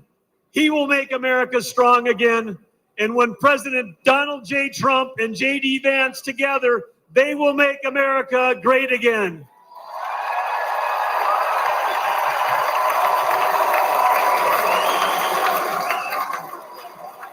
Ladies and gentlemen. All right, still ahead, more from the convention floor here in Milwaukee. We'll be right back with our special coverage of the Republican National Convention.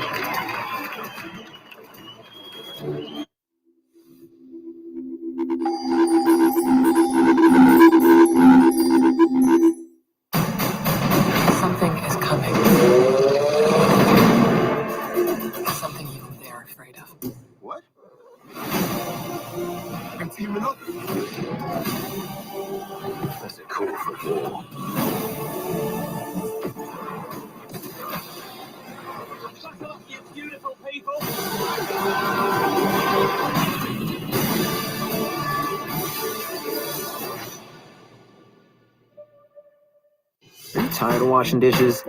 Well, flip the way you clean them with Dawn Platinum Easy Squeeze.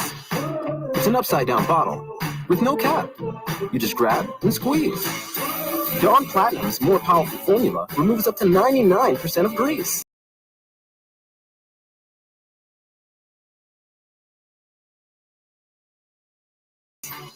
Not your countertops and are faster, easier.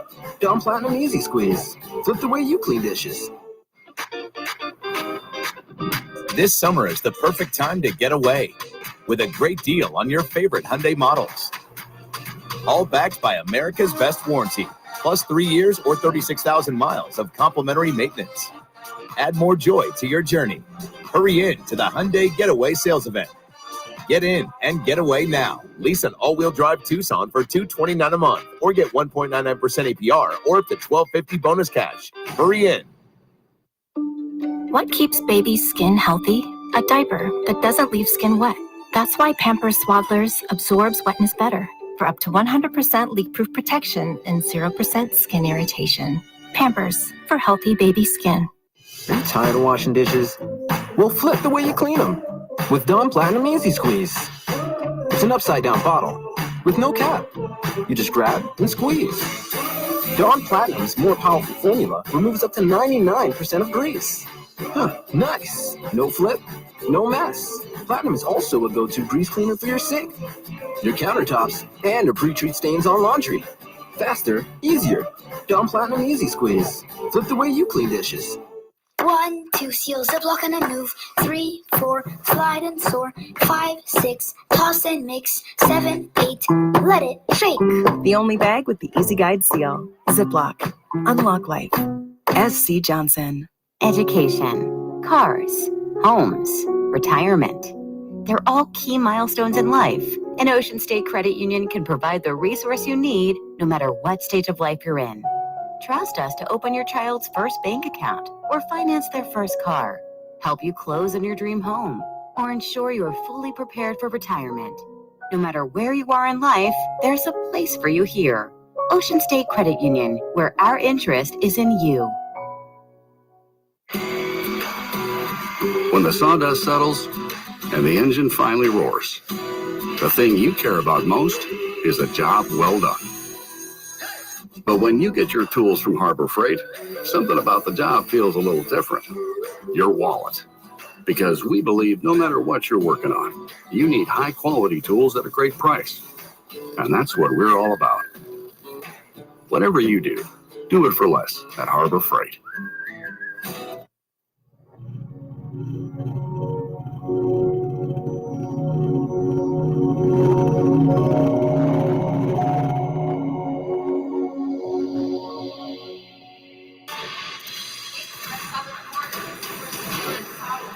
We're coming to you live from the Republican National Convention in Milwaukee in Battleground State, Wisconsin. It is night 3, and we are counting down to the headline speech tonight from Donald Trump's brand new running mate, Senator J.D. Vance of Ohio. My panel is joining with me with more analysis. And Chris, people might not be entirely familiar with J.D. Vance's personal story, even if they have read Hillbilly Elegy. That was a few years ago that it came out. Maybe they don't remember.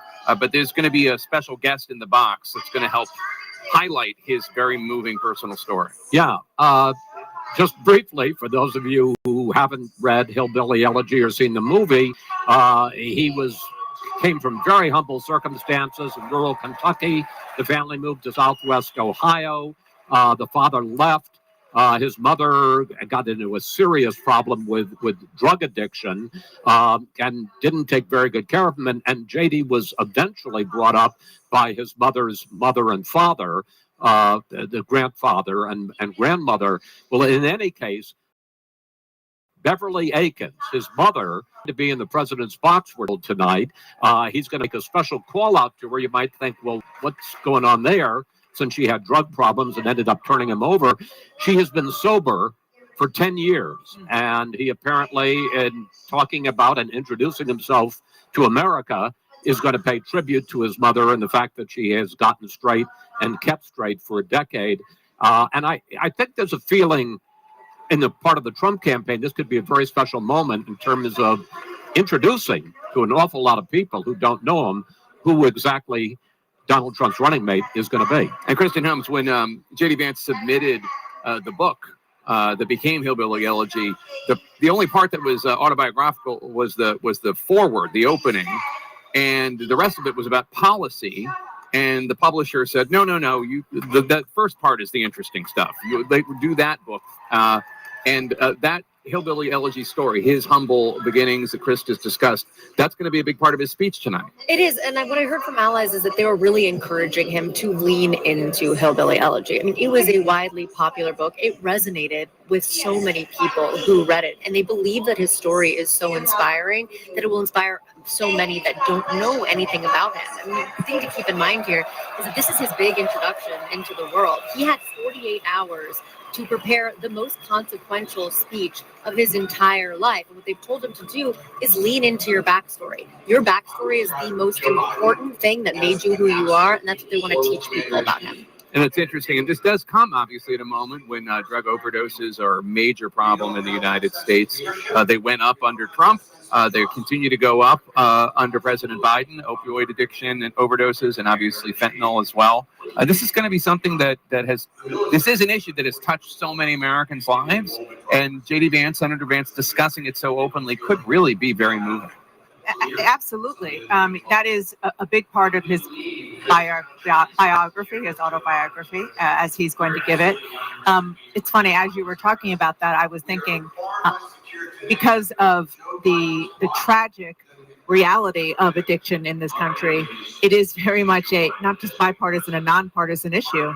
Thinking about Hunter Biden, who is now sober, and it is something that President Biden talks about a lot. Now you have a personal story of somebody very close to the running mate of the former president, who has similar situation in their family. Obviously, very different story. But the other thing that I'm really going to be interested in is how he talks not just about how he grew up, his childhood, but his service and the fact that he joined the Marines as what was he like? He was just a teenager, 18, I believe, when he joined, and how that changed his life. So there is so much. I mean, look, when you kind of think about writing a character of who's a good person, who has a good story, I mean, you could not write a better story in terms of his upbringing, his background, and where he took himself after that story. Some of the most closely watched speeches of the night are still ahead. We are standing by to hear from Donald Trump Jr. And later, of course, as we've been discussing, Senator J.D. Vance of Ohio steps onto the convention stage. He will speak for the very first time as Donald Trump's running mate. Stay with us.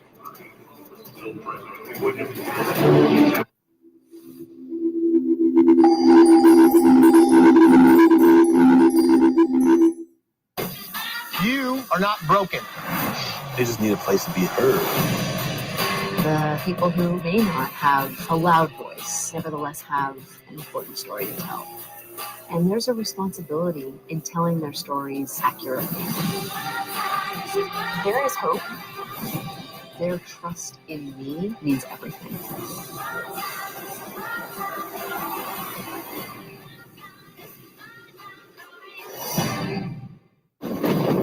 Guess I won't be making my famous burgers. Text everyone to cancel. The Rivera say it's not even raining at their house.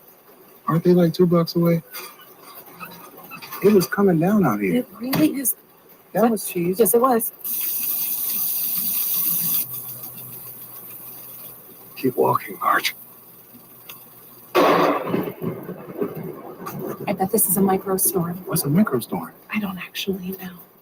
Welcome to Sapphire Lounge by the Club.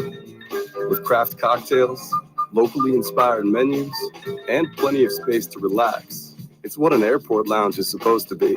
Chase Sapphire Reserve. Make more of what's yours.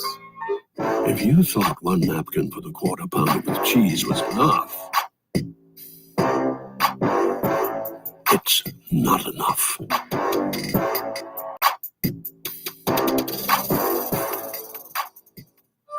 Oh, and see, you can't put that right in the dishwasher. Watch me. With Cascade Platinum Plus, I have upped my dish game. I just scrape, load, and I'm done. In that dishwasher. In that dishwasher.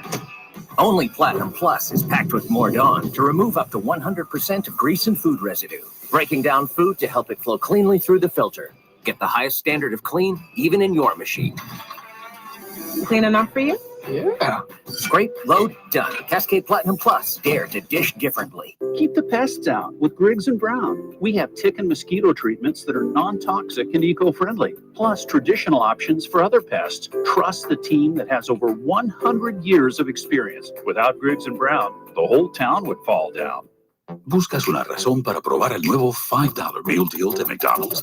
Aquí tienes una, 2, 3, 4 y con el precio son 5. Eso es todo lo que obtienes con el nuevo $5 Meal Deal de McDonald's. We're in a limestone cave to test finished jet dry against the toughest residue that can form in the rinse cycle. And we let the residue build up. Tough spots, extreme streaks, relentless clouds. But that's why dishwashers are designed to use jet dry to defend your dishes against annoying residues for a practically spotless shine, even in the toughest conditions. Start with finish and finish with jet dry. Dupixent can help people with asthma breathe better in as little as 2 weeks. So this is better, even this. Dupixent is an add-on treatment for specific types of moderate to severe asthma. It's not for sudden breathing problems. Dupixent can cause allergic reactions that can be severe. Tell your doctor right away if you have rash, chest pain, worsening shortness of breath, tingling, or numbness in your limbs. Tell your doctor about new or worsening joint aches and pain or a parasitic infection. Don't change or stop asthma medicines, including steroids, without talking to your doctor. Ask your specialist about Dupixent.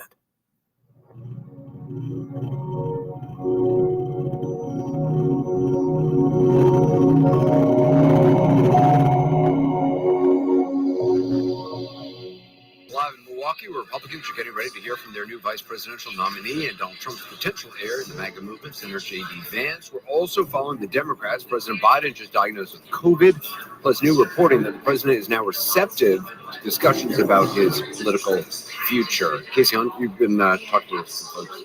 Yeah, no, and I will say that reporting from our Jeff Zeleny has really rippled out across the political universe and is generating a lot of reaction and discussion as we're all sitting here doing this. But I actually was also talking to Republican sources here on the ground in Milwaukee, and one of a source familiar told me that they have been testing, as any smart campaign would do, what a race between Donald Trump and a hypothetical Kamala Harris at the top of the ticket would look like. And some of their sort of preliminary findings are that it does actually potentially help them with the Democratic base. It helps the Democrats with their base if it's Kamala Harris and not Joe Biden, particularly among Black women. But that for former President Trump, younger white men especially seem to react better and move more aggressively in Donald Trump's direction if it's Kamala Harris at the top of the ticket as opposed to Joe Biden. But again, this is something that any responsible campaign would be doing given our environment, but it is also telling. There's a lot of addition and subtraction that would happen, right? Yeah. Like, it's not a clean, I don't think for any of these It's a different possible, race, straight up. Right, possible alternatives, it's a clean shift in any one direction. A Kamala Harris will add and will subtract.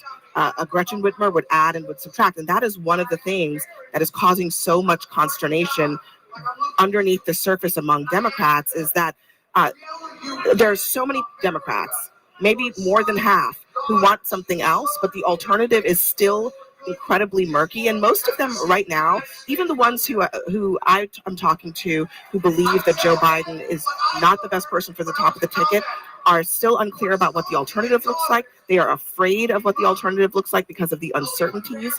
And you can't blame them, right? You cannot blame them. I agree with you, by the way. They cannot skip over Harris because it would be a monumental admission that she wasn't qualified when they picked her in the first place. They have to go to Harris. They have to go to Harris. But here's my question. But let me tell you what you're going to. The idea that you're going to something a little better. I mean, if it's a little, it's by a smidge. I mean, her approval rating right now is about 38%. Not much different than Joe Biden, and she would be tied to the worst and most unpopular parts of the Biden agenda. Isn't it simply rearranging the deck chairs in the Titanic at this point? That you're going to hit the iceberg. The ship's sinking. Well, does it matter who the captain is? You know, it's what's so interesting to me is I hear my friends desperately give us advice. Try and advise the Democratic Party. We're not the desperate ones. We're not the desperate ones in this campaign, right? Stick with Joe Biden is that the Republican Party clearly doesn't want a change. They want to keep Biden in place. If Kamala Harris is such a vulnerable candidate and it would make no difference, I think they wouldn't be as concerned about it. They clearly are. I'm not saying that she would necessarily be the best candidate. I don't know that is the case. I do know this.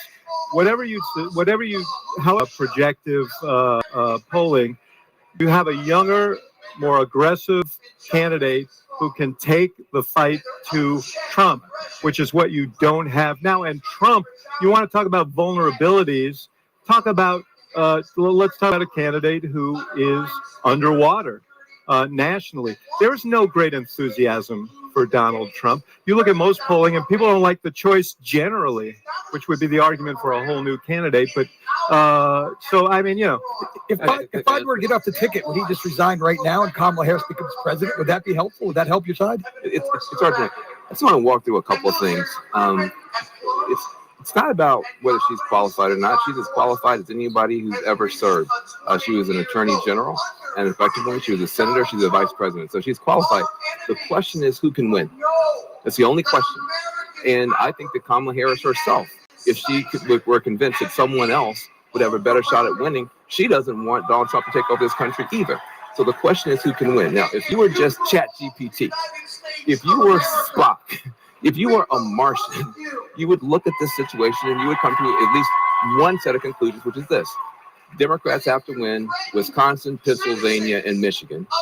We have a governor in Michigan and a governor in Pennsylvania. So ChatGPT would say, at least consider putting forward your two swing state governors. So what is called a cratering in American enthusiasm? No. So hold on a second. So then you would then have the conversation. So then you have to walk through certain things. Is Kamala Harris so popular with black voters that it would cause a cratering? She's probably not that popular.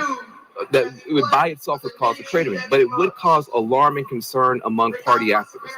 Could black party activists be convinced to say, look, let's do the right thing? There's a discussion there, but it shouldn't be automatic. Then the second question would be, could you have a woman like Gresham? Could you have a Jewish person like Shapiro? But she would walk through all of these things, and you wouldn't be stampeded by people just saying, if you even consider it, you're racist. If you even consider it, you're sexist. That wouldn't happen in a rational process. And in a rational process, you might come to the conclusion that Kamala Harris is the most winnable candidate, and you would go from there. The problem with that is that there's not enough time for a rational process. That's part of the problem. John? That's exactly right in the sense that think of where we are. We are 1 month to the Democratic convention. This Republican convention is a show of unity, and they are improving their position. And as of today, they would win and win convincingly. They would take the Senate, and they probably would keep the House. That's what Democrats are looking at right now. So you have a month to the Democratic convention, which is why Democrats are telling the president, make this decision and make it now, so they can start that process next week. To get it done before the convention, because you don't want the convention to be a fight about this. You want the convention to be a coronation. What does that process even look like? I mean, just for folks out there, like logistically, what would that look like? You would have, you could have, there's different ways to do it. The Democratic National Committee would have to come up with a process. The party would. The easiest way is actually to do it after the convention, because then just the committee picks the candidates. But that would be less democratic. The party of democracy, ladies and gentlemen. That would be party of democracy. Exactly. He's not a member of this party. Exactly. That would be less democratic, because they just get the National Committee picks after the convention if the candidate steps aside. But if you do it before the convention, so talking about having a very you would have a series of forums. The way you would do it is you'd have a series of forums across the country. You'd have to find some way to limit or qualify candidates to participate in that, and then the convention would decide. But David, Scott's sitting there with this Cheshire cat, simpish smile on his face. But the truth of the matter is that you could argue that that kind of contest could energize interest and energize a convention. And the person who comes out, and Kamala Harris, because of the nature of the Democratic Party and the delegates and so on, might be the favorite in that process. But if she goes through a process, you could argue that she would be a stronger candidate for having done it. Isn't the deadline the actual deadline August 7th? Though? No, it's not the actual convention. It's not. That is not. No, that it's not. They can do it at the convention. They're going. But then they're forward. not on the ballot in Ohio. They're going. No, they're on the ballot Ohio in Ohio. moved. They fixed it. Ohio Ohio fixed okay. that Oh, issue. yeah. They're saying that they can't trust the Republicans. They can undo the fix. Okay, maybe that's possible. But the thing is, they are moving forward as of tomorrow to go forward with a virtual roll call. Ooh. Some of that is the Democratic Party. They're going to do the The virtual Rules roll Committee is call. meeting tomorrow. Yeah. To have Friday. a roll call Friday. on President Biden and Kamala Harris. So they're moving forward with that. But part of that is to take this issue off the table. But they don't have to. They do not have to. They can do this at the convention. Let me ask you guys a question. What about Kamala Harris's forays into presidential politics has convinced any of you that this would be anything other than a huge dumpster fire? When she ran for president, it was the literal worst. Her high water mark was. I covered her in It was 2020. awful. And now her vice presidency has been awful. What about this? I covered her in 2020. I think that the way that Democrats see it is that she has, especially recently in the last year, 18 months, grown into the role. But I also think that most people around Vice President Harris believes that she has untapped political gifts. She didn't accidentally end up on the national stage. I mean, she was going all the way back to the beginning of her political career. Barack Obama thought she was a rising star in the party. So a lot of people around her believe that she has the raw material to be able to do this, but she has not used it in the best way up until this point. Very quickly here, this is from a Democratic member of Congress watching this conversation. Says, let's just see what happens this week. I'm getting the feeling now he may be listening. Whoa. Hey, Joe Biden. Jake, let's go back to you. Hey, thank you so much, Anderson. We see in the audience there Lauren Boebert, the Congresswoman from Colorado, the Speaker of the House, Mr. Johnson, and also Nancy Mace from South Carolina. Obviously, it is an electric experience here for the Republican delegates. Excited to hear from President Trump's running mate, J.D. Vance. You see there in Trump's box, Donald Trump Jr., standing there talking with the governor of Virginia, Glenn Youngkin, and Senator Marco Rubio, one of the finalists to be VP senator from Florida. We are expecting that President Trump is going to come into the arena soon to watch his running mate deliver the speech. He has come here obviously every night, and this is part of the pageantry, Chris Wallace, of a convention. You see the nominee, but you don't hear from him until the final night. No, that's right. And for all of the excitement, there's been a good deal, particularly Monday night when Donald Trump showed up here barely 48 hours after he was nearly taken down by an assassin. The highlight and the main thrust of this entire convention will be his speech tomorrow night.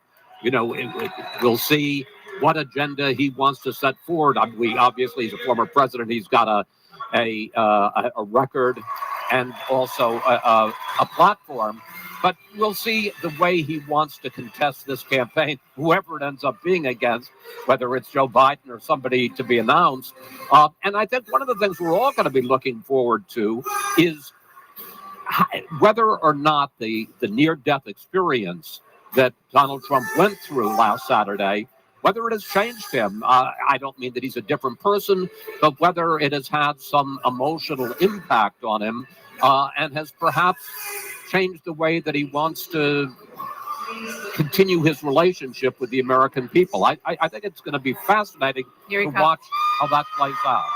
And he's coming. And the crowd is cheering right now because the nominee, the presidential nominee, who has yet to accept that nomination, that will happen tomorrow night, Donald Trump, is walking into the arena.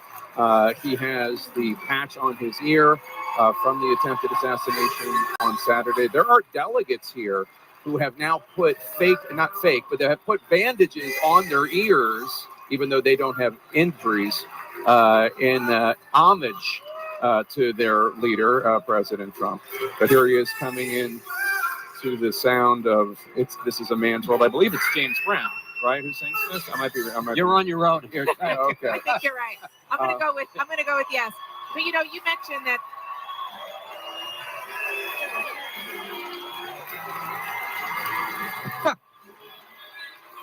Soaking it in.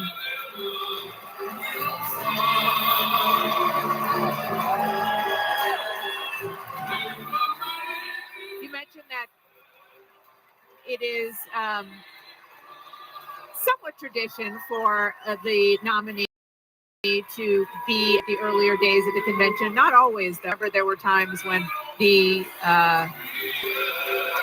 presidential candidate would sometimes be campaigning and beam in from wherever they are, be here for a surprise visit.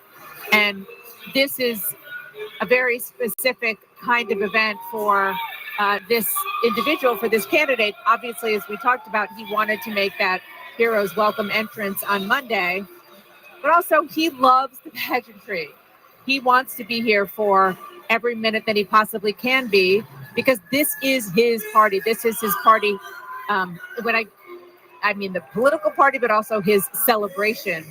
And there is no strife that we see, and it is a unified Republican Party that he is greeting. I have to tell you, I bumped into, you can see a couple of people down to his right is his son, Don Jr., who on Saturday night was fishing down in Florida and got the awful word, and apparently took him some period of time to get back and to talk to his dad.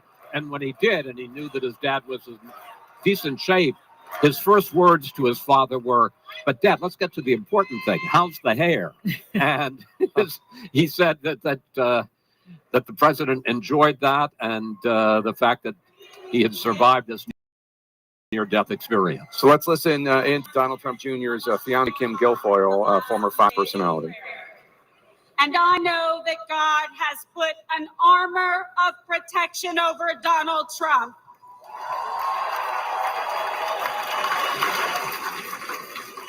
We are all reminded that love for our nation and the beauty of life itself transcends all hatred and political divisions.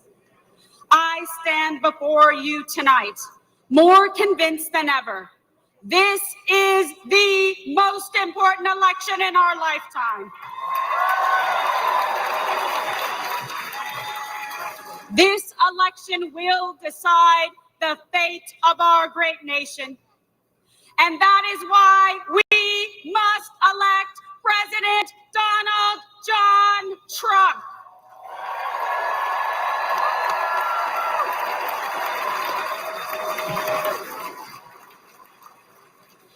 This is not just a choice between Republicans and Democrats. This is a choice between safety or chaos, wealth or poverty, national sovereignty or open borders. This election is a choice between Joe Biden's vision for American weakness and Donald Trump's vision of American greatness.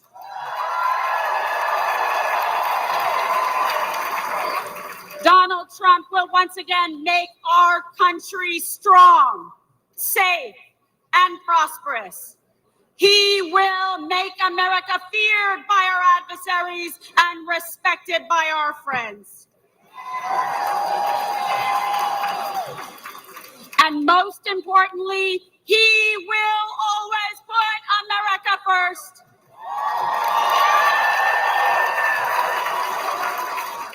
After 4 years of Joe Biden's disastrous America Last agenda, our country is more dangerous, vulnerable, and impoverished than anyone had thought possible.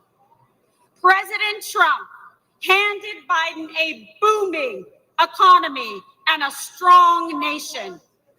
All Joe had to do was leave it alone and take a nap.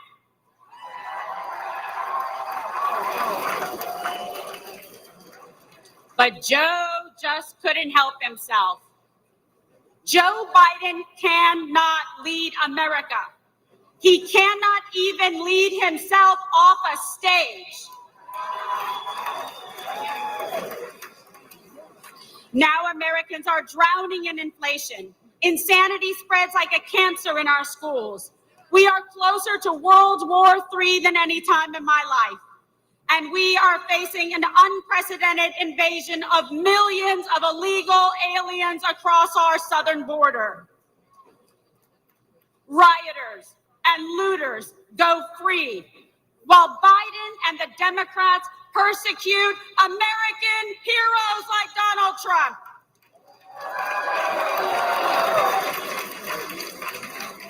Tens of millions of Americans are made to feel like enemies in our own country.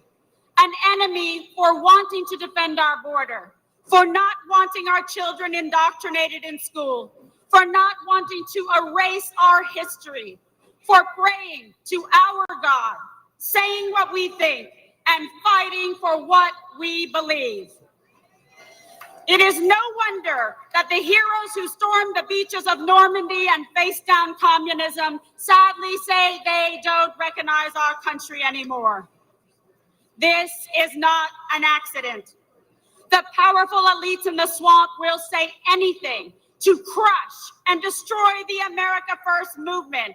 But we will never give up, and neither will Donald J. Trump.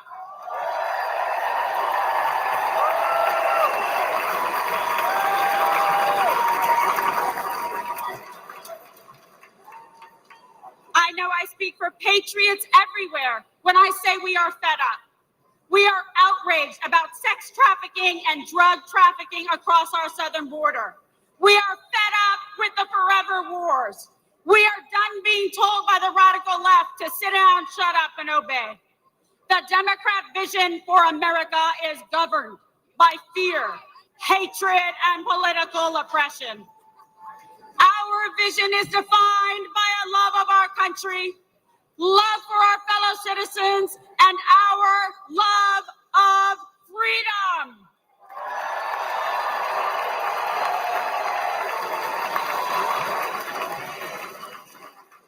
In our vision, we will secure the southern border and deport the violent criminal aliens once and for all.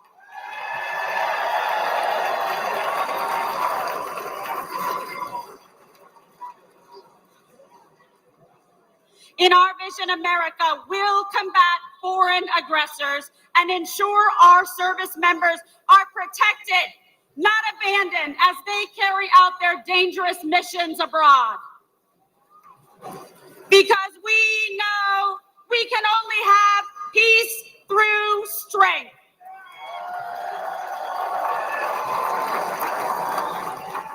We will restore an era of national pride, where freedom of speech is respected and cancel culture is ended. Where high school girls only compete with other girls, not biological men.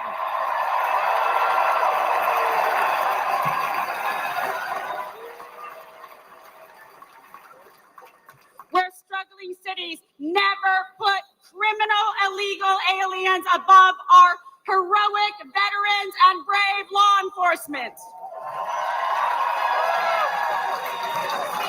Where our streets are not ruled by gangs and rioters, but governed by law and order. Where students are freed from failing schools and corrupt teachers' unions through universal school choice.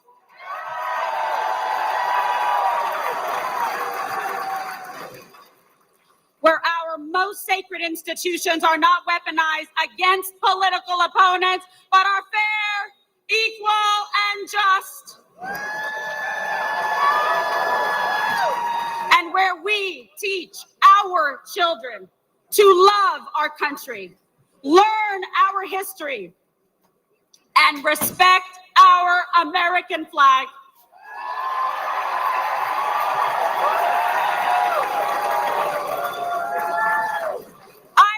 In America, I believe in our freedom and liberty, and I believe in Donald John Trump.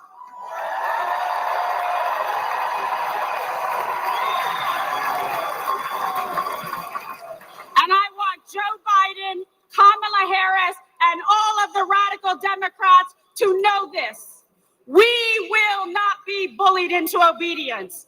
We will not cower in silence. We will fight for America because we love America.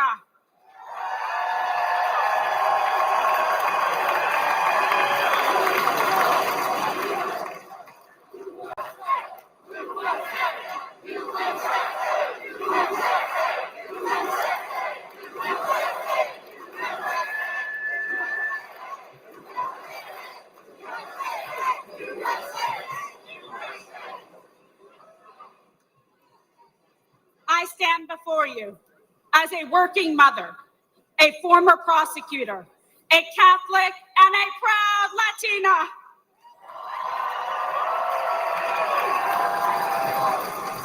I know personally what every American has now seen with their own eyes.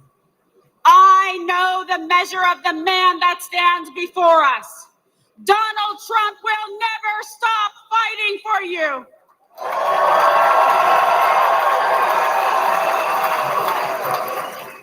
So join me in voting for Donald J. Trump for president again.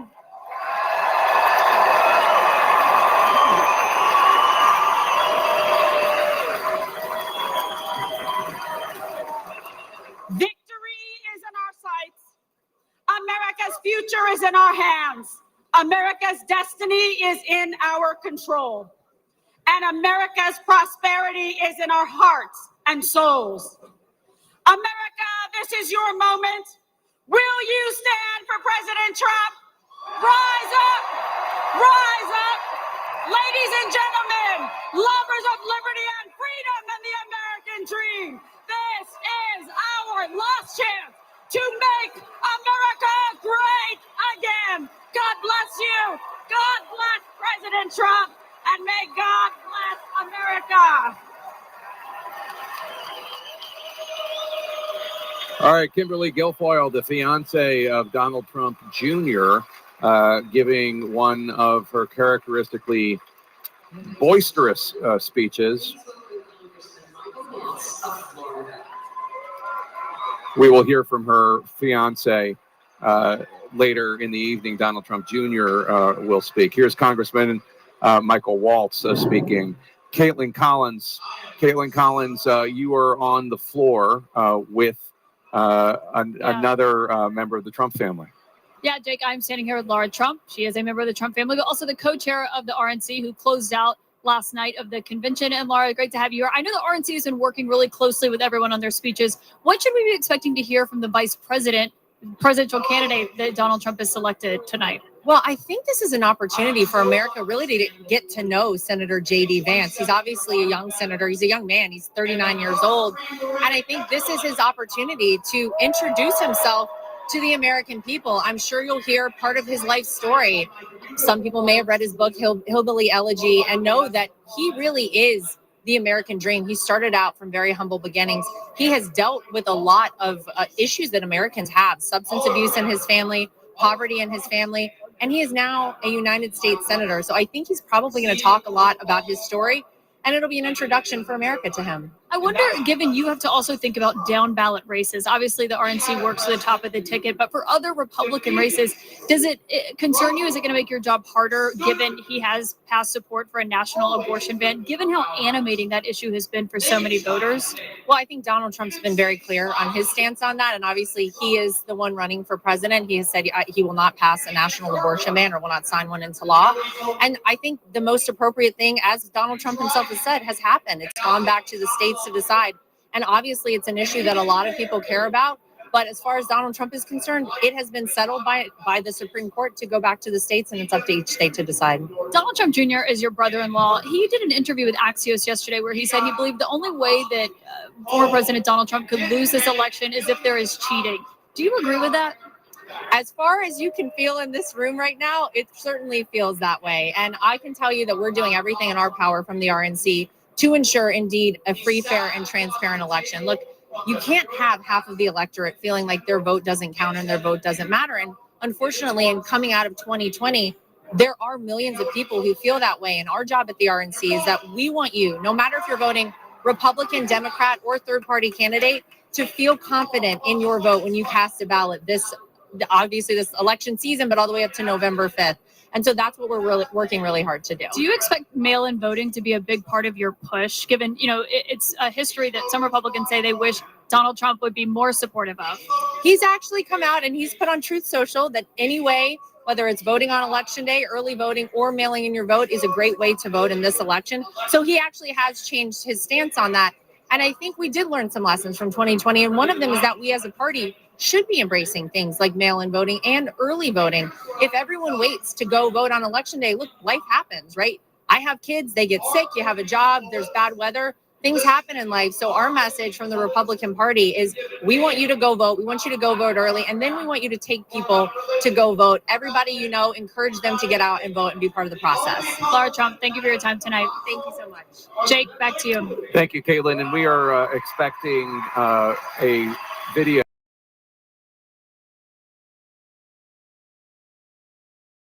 about withdrawal of Afghanistan in August 2021.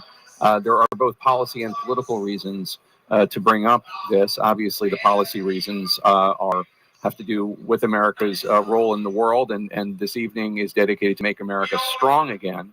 But in terms of the politics of it all, President Biden began the month of August 2021 with a 49% approval rating, according to Gallup. By the end of August, after the withdrawal from Afghanistan, which went very, very poorly, obviously, in that attack at Hamid Karzai International Airport, at the end of August, 43%. That was a significant slide in just 1 month, and a lot of people, Dana, think that was the beginning of the end when it came to Joe Biden's ability to be reelected. I mean, that's just a theory. It's not proven fact, but that was a bad month for him politically, and a bad month for the United States and families. And it's how people inside the Biden campaign see it politically, that it was that moment, that horrible, chaotic withdrawal that was the point of no return politically for Joe Biden until this point. I mean, maybe he can return, but he never came back from that politically. But also just in terms of the policy, which Jake, you've reported so much on, it is going to be interesting to hear the way that they talk about the withdrawal. And that was on Joe Biden's watch. But the recipe and the deal that led to the withdrawal was done by Donald Trump. He wanted to get out of Afghanistan. I mean, he argues that he wanted to get out. He wouldn't have allowed the withdrawal to be as chaotic and deadly as it was. When we talked to Nikki Haley about this during the town hall, Chris, about the withdrawal, because she's been obviously very critical of President Biden's withdrawal. She said that one of the reasons why Donald Trump never actually did the withdrawal, even though, as you know, his administration negotiated the exit with the Taliban, is because it would have required, in order to withdraw American troops the correct way, it would have required a surge of more troops into Afghanistan before the withdrawal. And that was her answer as to why she thought, while that obviously she faulted Trump to a degree as well, but while ultimately it was Biden's wrongdoing and poorly executed withdrawal. It also struck, when we look back 3 years, it struck at the heart of Biden's selling point to the American people, which was the idea he was competent, he had long experience, particularly in foreign policy. He'd been a vice president, he'd been the chair of the Senate Foreign Relations Committee, and then to see this hash that was made of it, and the image of the big transport plane with the Afghans trying desperately to get out, and some of them hanging onto the plane, one of them or two of them that ended up in the wheel well and falling to their death thousands of feet, and then of course the tragic suicide bombing that killed 13 American soldiers. I quite agree with you. It was certainly a point right then where Biden had been quite popular. It seemed like we were getting out from under COVID. Of course, there was a resurgence of that, but it was a point at which people began to have serious doubts about Biden's competence and whether or not he had lived up to the selling points that he had made to the American people about his foreign policy expertise. And believe it or not, the debate, Dana, the debate was only 3 weeks ago tomorrow. At that debate, President Biden has said inaccurately that no American service members had died under his watch. Here's the video about the Gold Star families. Let's take a look.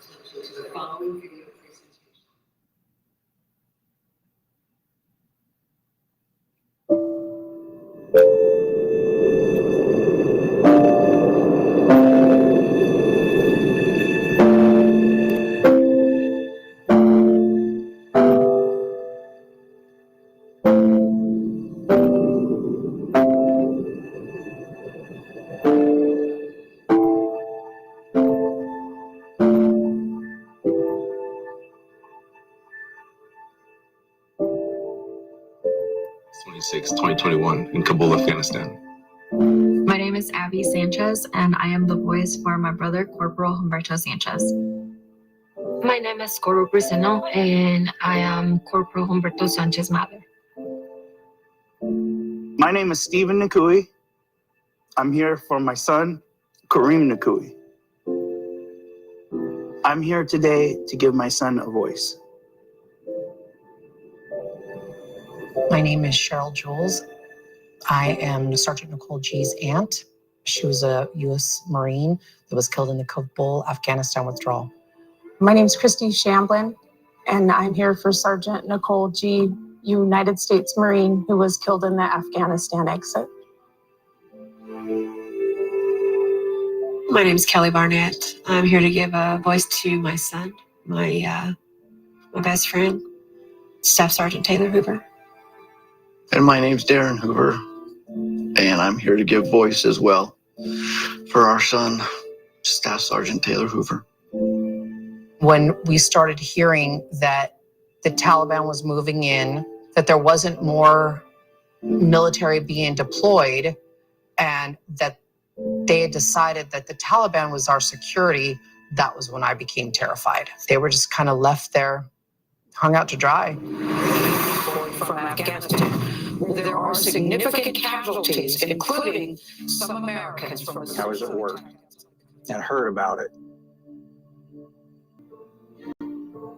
They had all the families within this large room. The president showed up, and that was, it wasn't what I was expecting. You know, this guy's sitting across from me on that tarmac, and he keeps looking at his watch. Biden did not want to be there. I don't know what he wanted to do, but he did not want to be there. He looked at his watch multiple times. I saw it 3 times. He didn't say anything about Riley. And to this day, he has yet to say those 13 kids' names.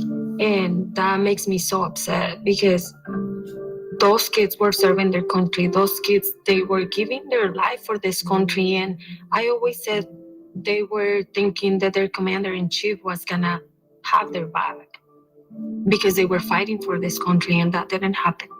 The administration, the White House, our president has never once mentioned their names, not one of them. Honestly, I don't feel like Joe Biden cared. He just had no empathy for us at all. I do think incompetence played a huge factor in what happened. Bad decision, bad leadership, and it all starts at the top. Joe Biden should not be leading this country. There was no point in making that hard deadline, August 31st. It was 100% a political stunt. He let my son down. He let the 13 down. He let the 45 wounded down. He let those 174 civilians down. He let our country down. And then what it hurts the most is that they could be here.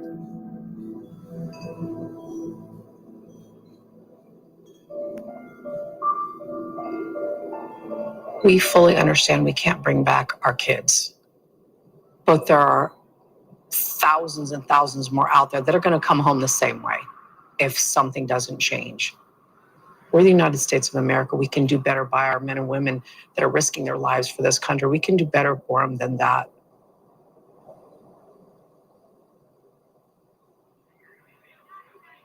To this day, Joe Biden and Kamala Harris have never mentioned these fallen soldiers' names.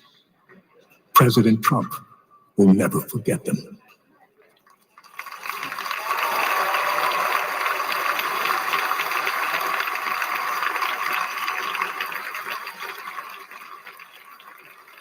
Ladies and gentlemen, please welcome to the stage the Gold Star families of our fallen heroes.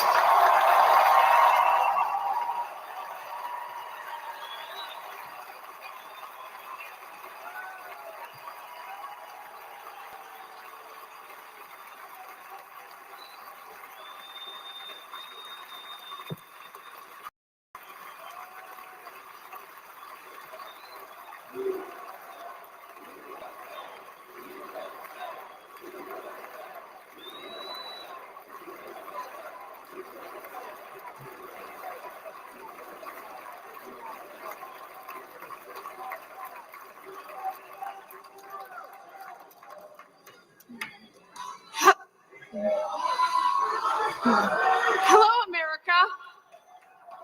I'm Christy Shamblin. My daughter-in-law, Sergeant Nicole Leanne G.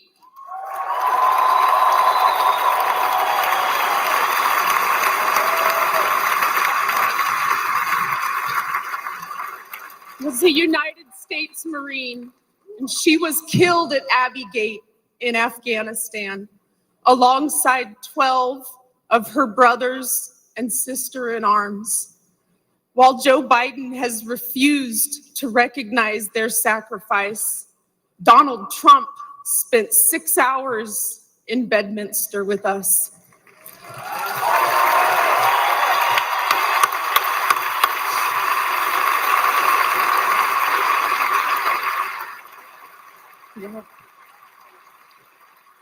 He allowed us to grieve. He allowed us to remember our heroes. Donald Trump knew all of our children's names. He knew their stories, and he spoke to us in a way that made us feel understood, like he knew. Donald Trump carried the weight for a few hours with me.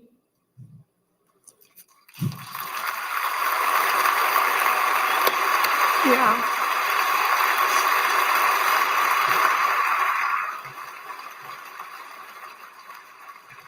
And for the first time since Nicole's death, I felt I wasn't alone in my grief. Thank you.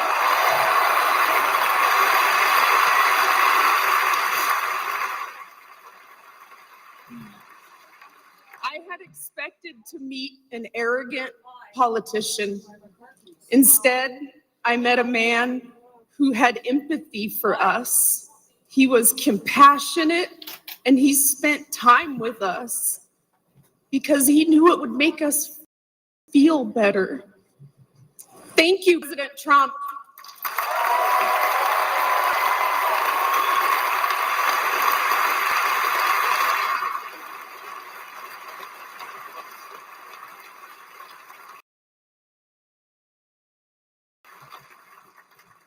Jules, Nicole's aunt, said the withdrawal from Afghanistan was an extraordinary success.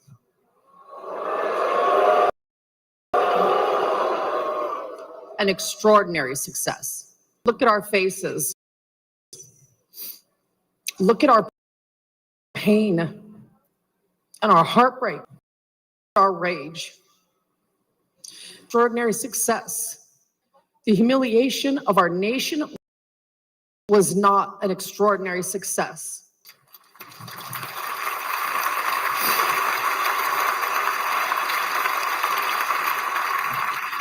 Joe Biden may have forgotten that our children died, but we have not forgotten. Donald Trump has not forgotten.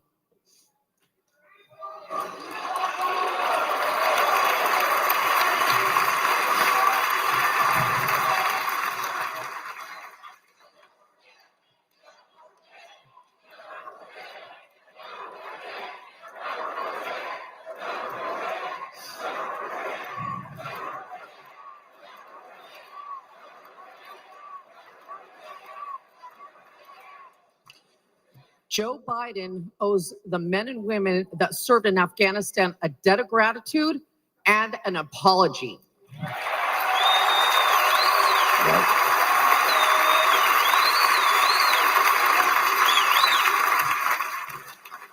Donald Trump loves this country and will never forget the sacrifice and bravery of our service members. Join us in putting him back in the White House.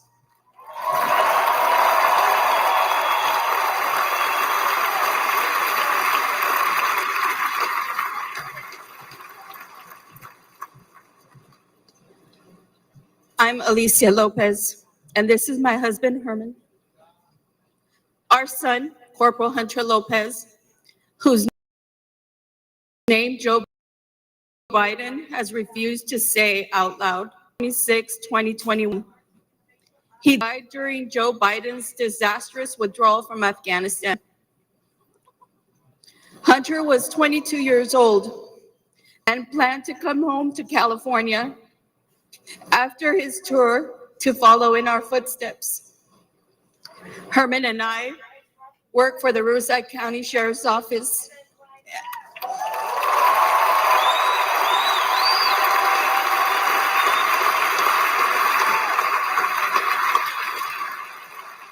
And our family has a tradition of service in law enforcement.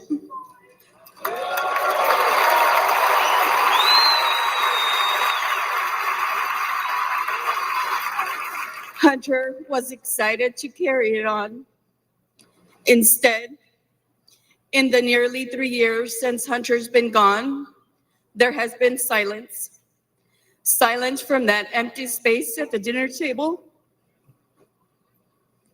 where Hunter would have joined his brothers and sister and us for family gatherings. And there has been a deafening silence from the Biden and Harris administration.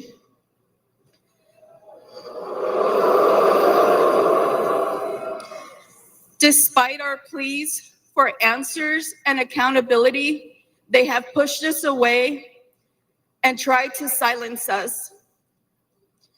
The Biden administration has not owned up to the bad decisions. They have not been transparent about their failures. And their so-called leaders work to protect themselves rather than our sons and daughters who took the oath to defend our country.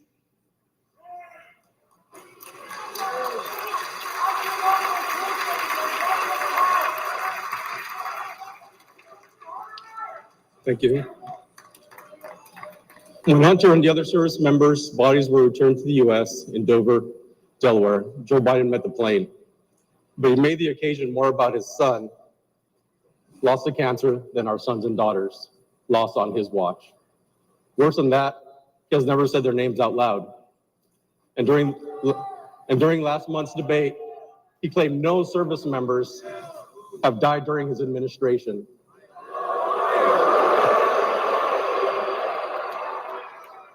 None. That hurt us all deeply. So Alicia and I are here to say the names of all 13 service members who lost their lives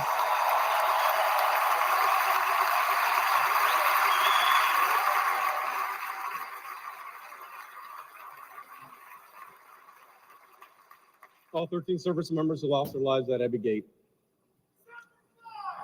David Espinoza.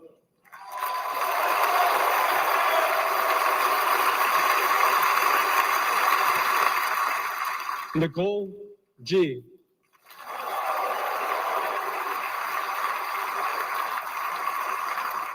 Taylor Hoover.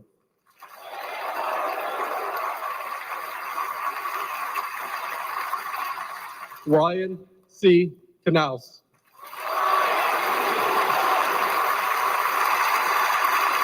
Riley McCollum.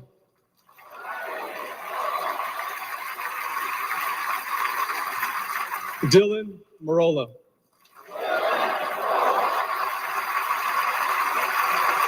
Kareem Nakui. Dagan Page.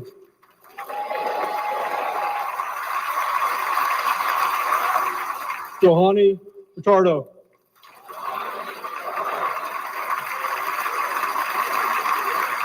Humberto Sanchez.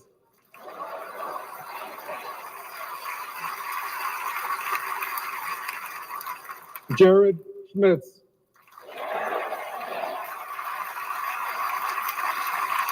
Maxon Sobiak. And my son, Hunter Lopez.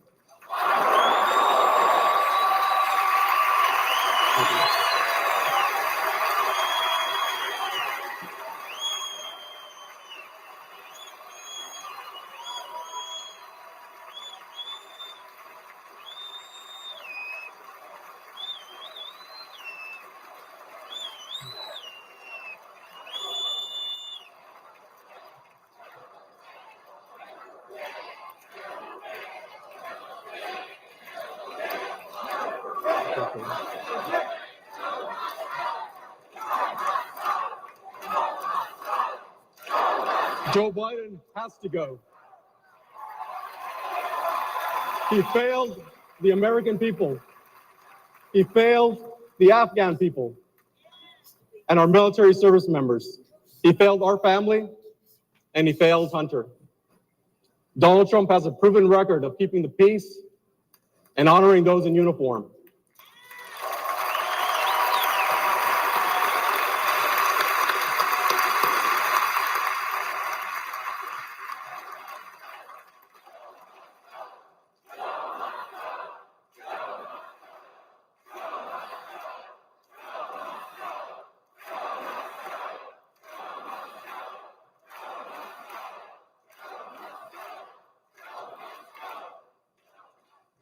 All of us on this stage recognize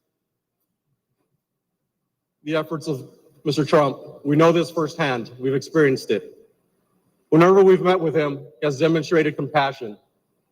He has joined us on our mission for answers, and he has given hope to our extended Gold Star family.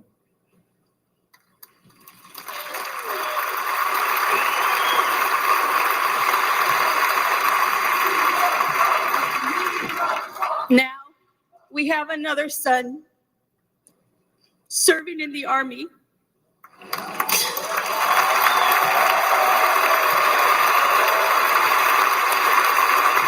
And we do not trust Joe Biden with his life. We have faith that Donald Trump to lead our military. Please join us in supporting Donald Trump for President and Commander-in-Chief.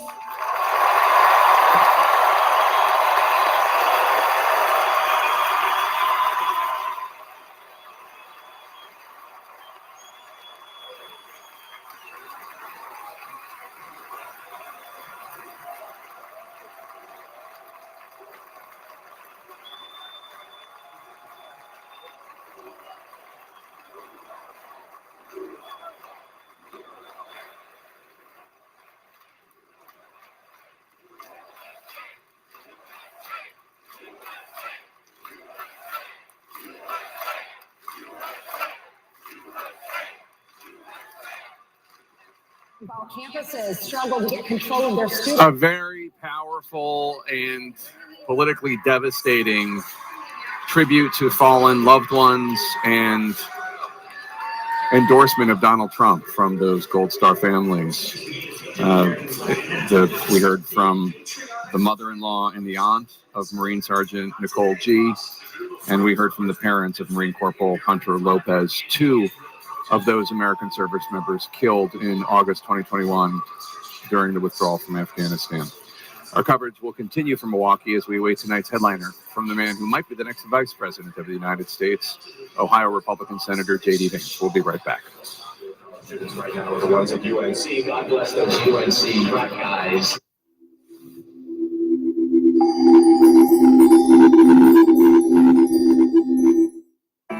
Could 1 hour change how you see the world? We made it to the bottom of the world. Now streaming. CNN's best journalists tell the whole story. That's the risk I take every night. Stories that deserve more time Hello, people. And more angles. How do you deal with the loss? I have to find my son. Heading east was the only way to try to get out. Immerse yourself in deeper storytelling. The Whole Story with Anderson Cooper, now streaming on Max. If you thought one napkin for the quarter pounder with cheese was enough, it's not enough.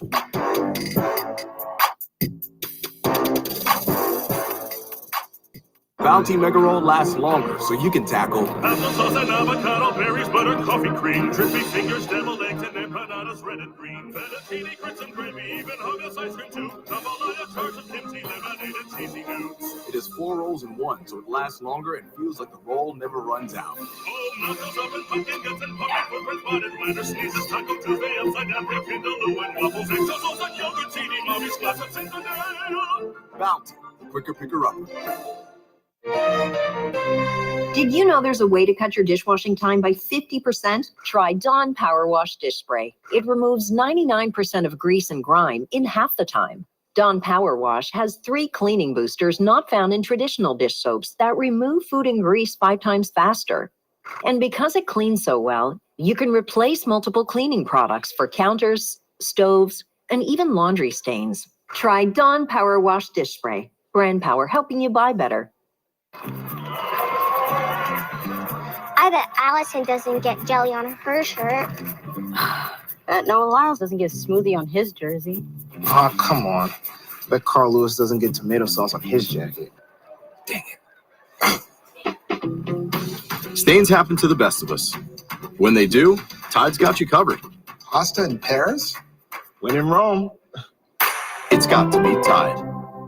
America's #1 detergent. Febreze. When you host, your bathroom can feel like a revolving door, and that just clean freshness is gone. Unless you keep things fresh with Febreze Small Spaces.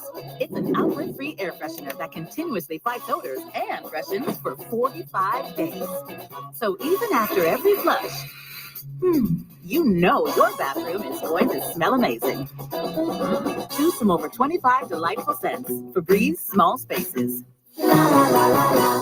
Why do couples choose a Sleep Number smart bed? Can it keep me warm when I'm cold? Wait, no, I'm always hot. Sleep Number does that. Can I make my side softer? Can I make my side firmer? Sleep Number does that. Can it help us sleep better and better? Please. Sleep Number does that.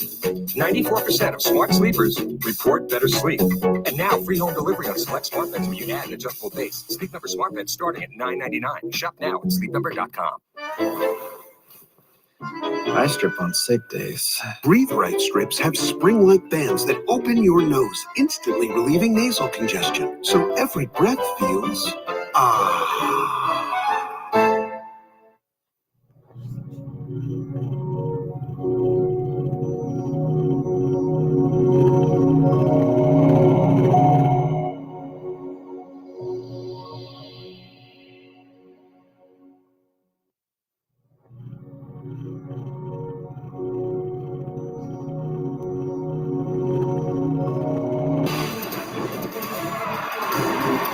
And we are back live in Milwaukee. Donald Trump in the Republican Convention Arena for a 3rd straight night, getting ready for the first high-stakes speech by his new running mate, Senator J.D.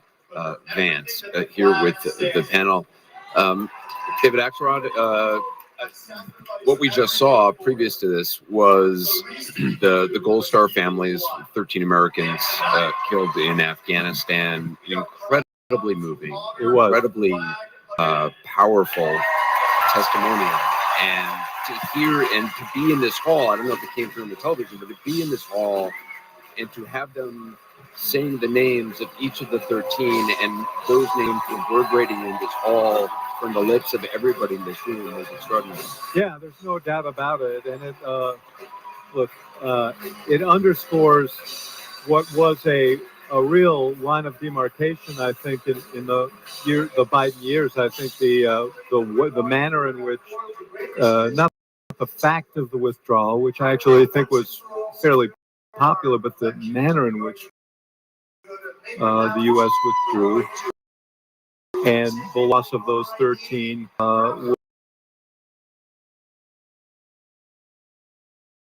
was something that showed up immediately in his net. So this was an opportunity to. It's just forgivable. Okay. 100. I mean, because his father, when Anderson, like his father was reading those names. West Point, served in the military, been deployed overseas, fought in the war. The fact that Joe Biden never met with those families, the fact that Joe Biden forgot that those kids died, is just unforgivable. The fact that the White House has never bothered to clean up or say we're sorry is just unforgivable.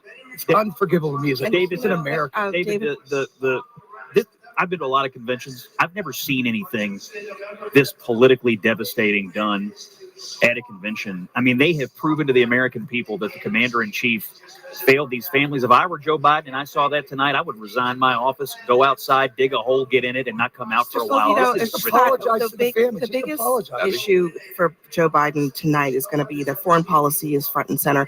And this actually, I think, is a broad weakness for him, not just among Republicans, but also even among some Democrats who are not happy, not just with how he's handled the Gaza-Israel conflict, but also just the idea that the United States is engaged in these kinds of conflicts. And so this is a weak point for the president, and Republicans are And doing we're about to hear a fair from enough Shabbos job. Kestenbaum, a Jewish student. Let's listen.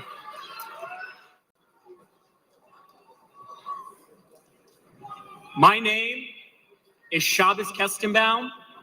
I am a proud first-generation American. I am a proud Orthodox Jew. And as of 5 months ago, I am the proud plaintiff suing Harvard University for its failure to combat anti-Semitism.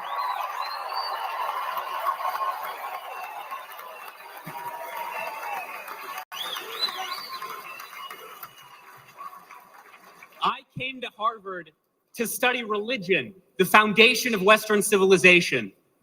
What I found was not theology, but a contempt for it.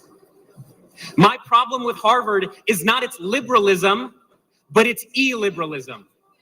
Too often, students at Harvard are taught not how to think, but what to think. I found myself immersed in a culture that is anti-Western, that is anti-American, and that is anti-Semitic.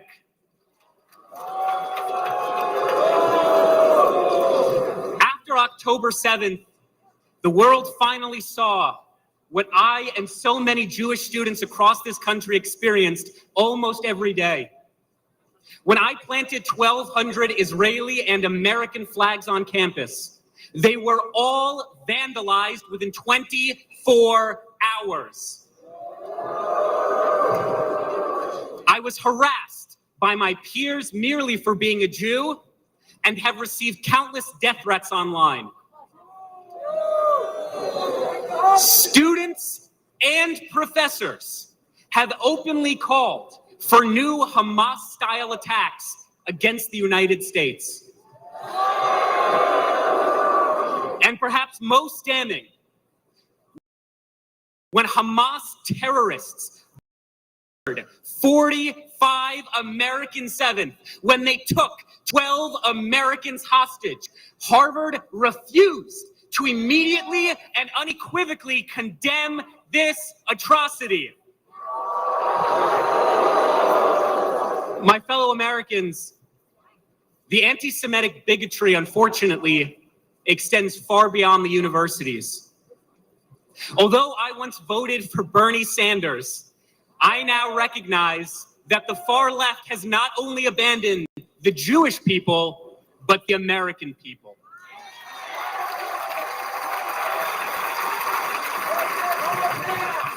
The Democratic Party, the party I registered to vote for the day I turned 18, has become ideologically poisoned. And it is this poison, it is this corruption that is infecting far too many young American students. Let's be clear. The far left's anti-Semitic extremism has no virtue, and the radicalism on our campuses and on our streets has no moral legitimacy.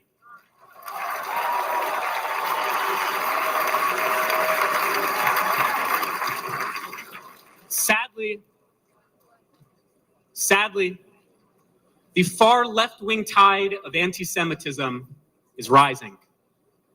But tonight we fight back. I am proud to support President Trump's policies to expel foreign students who violate our laws, harass our Jewish classmates, and desecrate our freedoms.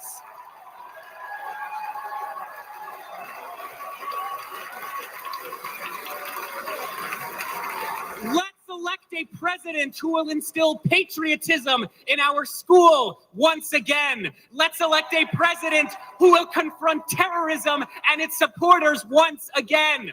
Let's elect a president who recognizes that although Harvard and the Ivy Leagues have long abandoned the United States of America, the Jewish people never will, because Jewish values are American values, and American values are Jewish values. God bless the United States. God bless the land of Israel. God bless, protect, and return the American hostages in Gaza now.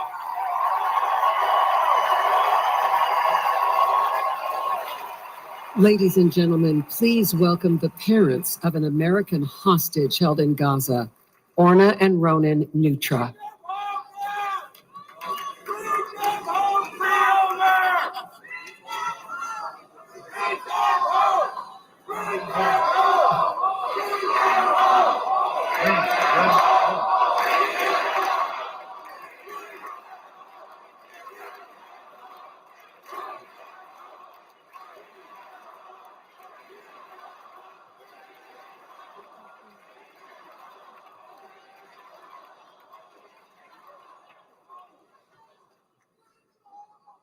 Our son, Omer, is an American citizen.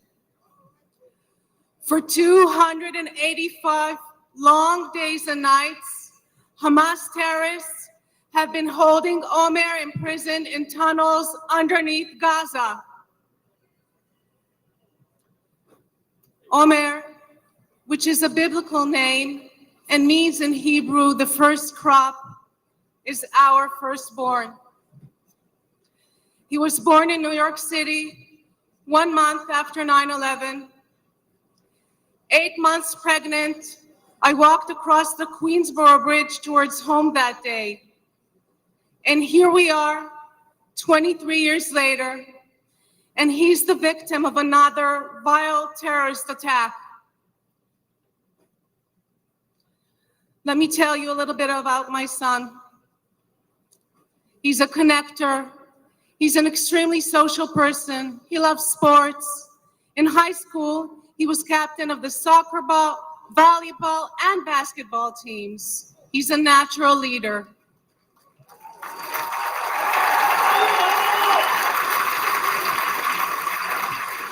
And he cares deeply about others and about helping them grow. He turned 22 on October 14th, 2023. And instead of celebrating with us and with his friends, he spent his birthday as a hostage of Hamas terrorists. Imagine, over 9 months, not knowing whether your son is alive, waking up every morning, praying that he too is still waking up every morning, that he is strong and is surviving. I recite Psalm 23 in his merit every single day. Gam ki elech begei tzal mavet, lo erara ki ata imadi. I walk through the shadow of the valley of the shadow of the death. I will fear no evil, for thou art with me, thy rod and thy staff, they comfort me. Bring them home. Bring them home. Bring them home. Bring them home. Bring them home.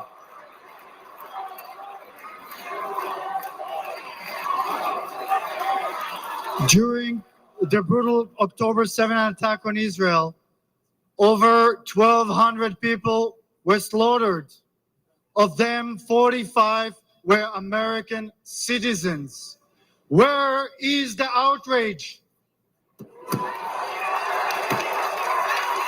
Where is it? This was not merely an attack on Israel. This was and remains an attack on Americans. Omer is one of 8 American hostages and one of 120 hostages still left in Gaza.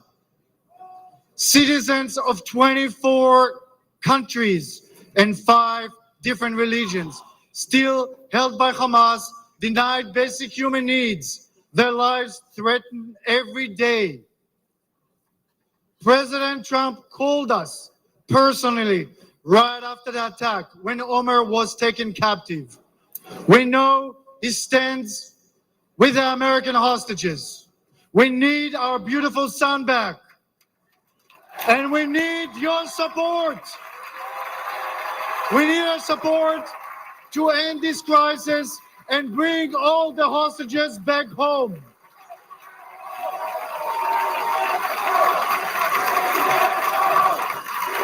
Them home. Bring them home. Bring them home. Bring them home. Bring them home. Omer, we love you. We won't stop fighting for you. Say it with us. Bring them home. Bring them home. Bring them home. Thank you, everybody. God bless Israel and God bless America. Another very emotional moment here at the convention. Still ahead, J.D. Vance, his wife Usha, will introduce him, and then the senator will accept the Republican vice presidential nomination, sharing his moving life story with the nation. I'll be right back.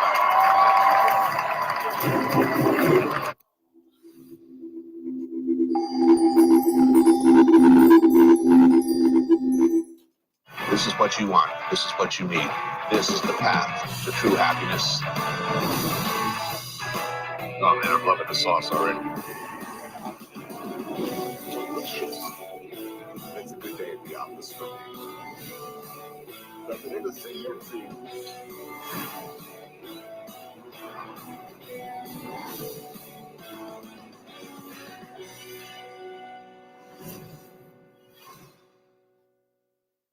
Looking for a reason to try the new $5 meal deal at McDonald's? Here's 1, 2, 3, 4, and the price may.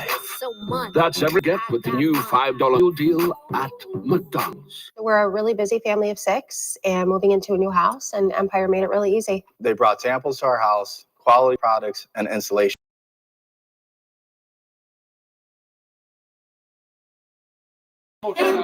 Today, Looking for a smarter way to mop? Try the Swiffer Power Mop. An all-in-one cleaning tool that gives you a mop and bucket clean in half the time. Our cleaning pad has hundreds of scrubbing strips,